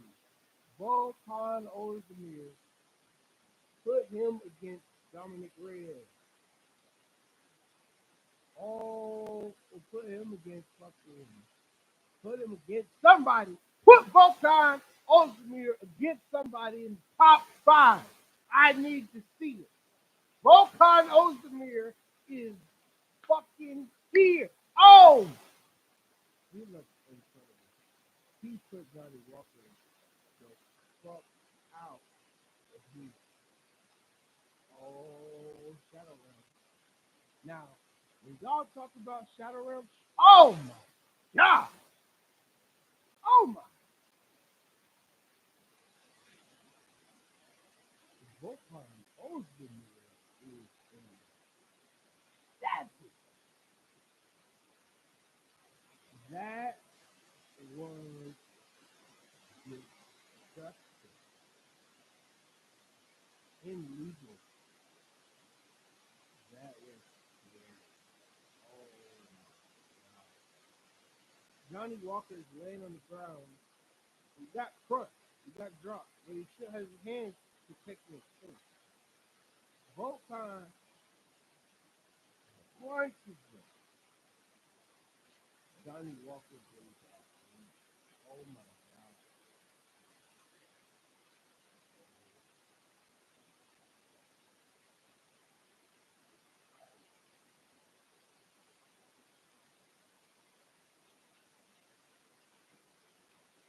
Oh my god. Wow. Hey, that is definitely finish of the night. If nobody fucking comes with that finish of the night. He is pissed. If they don't come with it, these following fighters, it's gonna be some. Hey, this is an easy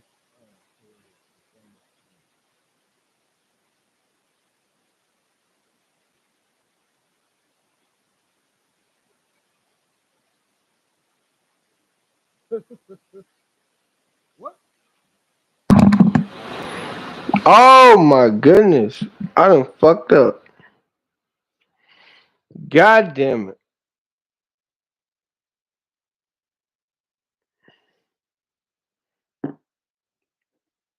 Fucked it up for everybody.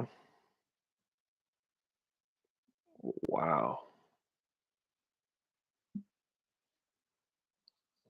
Wow. Wow. Wow.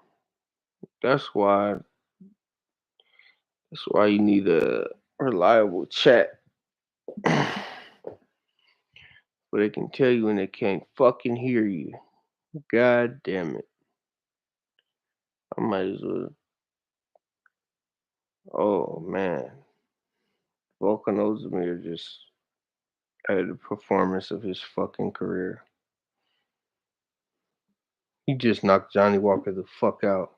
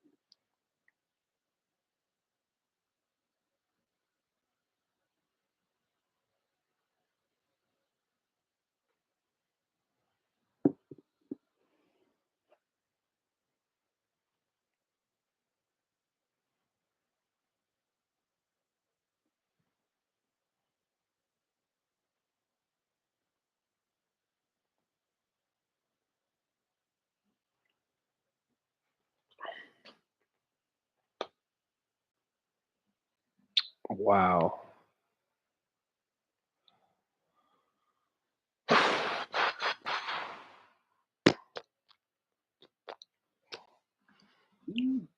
That was not good.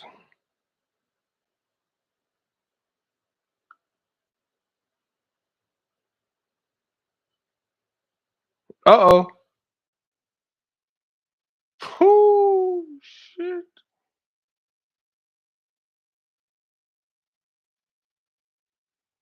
Okay. About to find something out here. 'Cause this is interesting.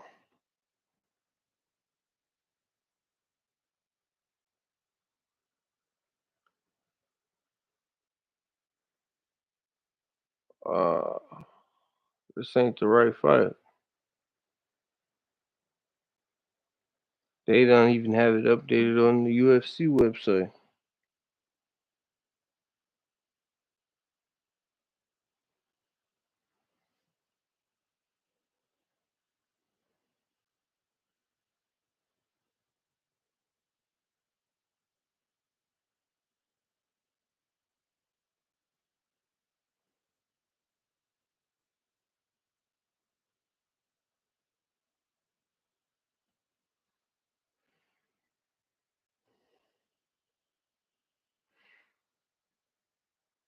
Mm-mm-mm.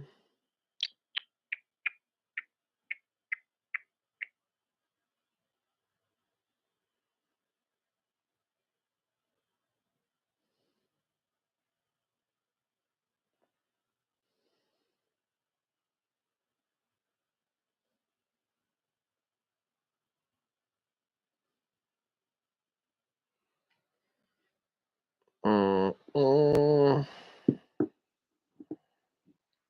Mhm. Mhm.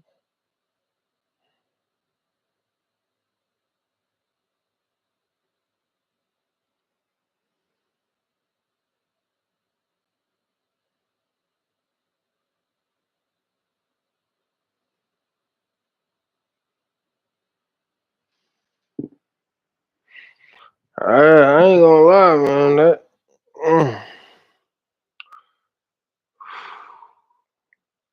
that's tough. That's tough. That's tough. That's tough. That's tough. Let me know in the chat if you in there. If you following me. If you still rocking with me, let me know in the chat. Sound off in the chat if you still here.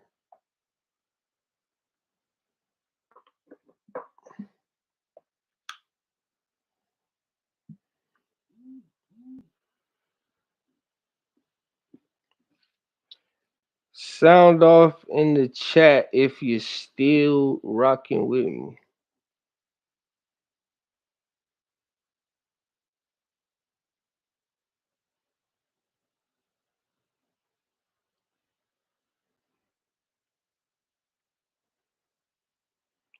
Sound off in the chat if you still rocking with me.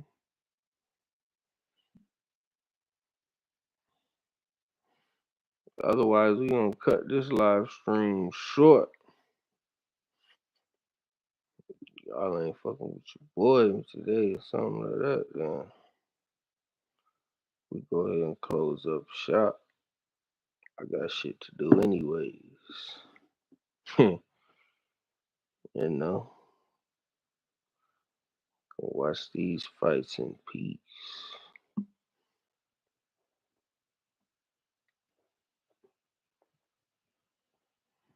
Mm-hmm. Mm-hmm. Mm-hmm.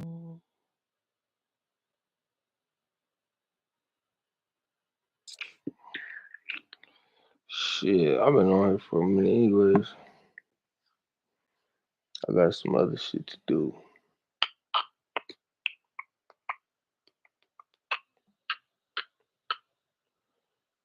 2:30. Uh,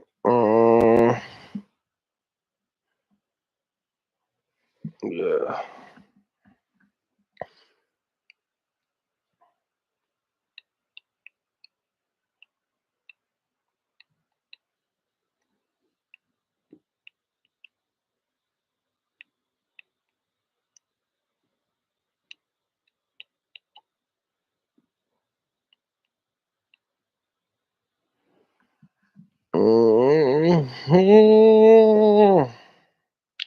All right, getting off this motherfucker. Y'all enjoy these fights if you're watching. I doubt you is, but or I'm sure you are. What I meant to say. But yeah, that mute messed me up.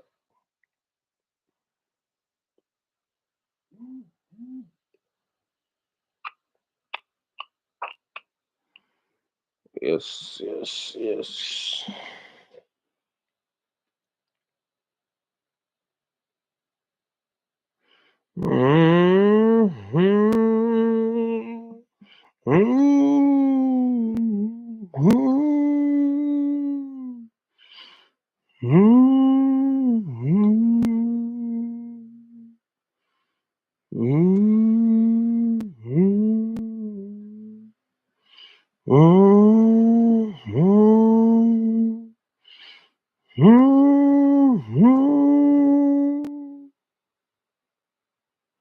No, I'm just fucking with you. No, I had to do it too. Yep. I'm deleting this junk though. Just so y'all know. If you ain't here witnessing it live, you ain't gonna be able to see it. Is that a threat? Nah. That's just me letting you know. Putting you up on game. Putting you up on game, partner. Mm-hmm. Mm-hmm.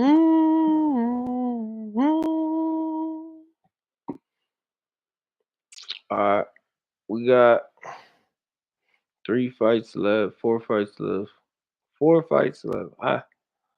Man, y'all let me know. You got 10 seconds. Let me know if you want me to finish these 4 fights. Yes, or end the stream. If you want me to finish out the fights, put a 4 in the chat. If I don't see no 4s in the chat, it's over with. Experimental live stream. You got 30 seconds. Don't even worry about it. Don't feel bad.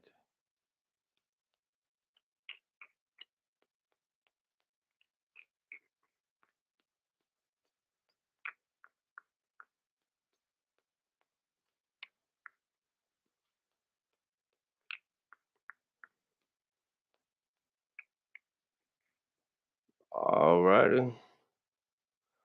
30 seconds is up. MMA House on MMA Block. We in the middle of MMAville, and guess who keep it real?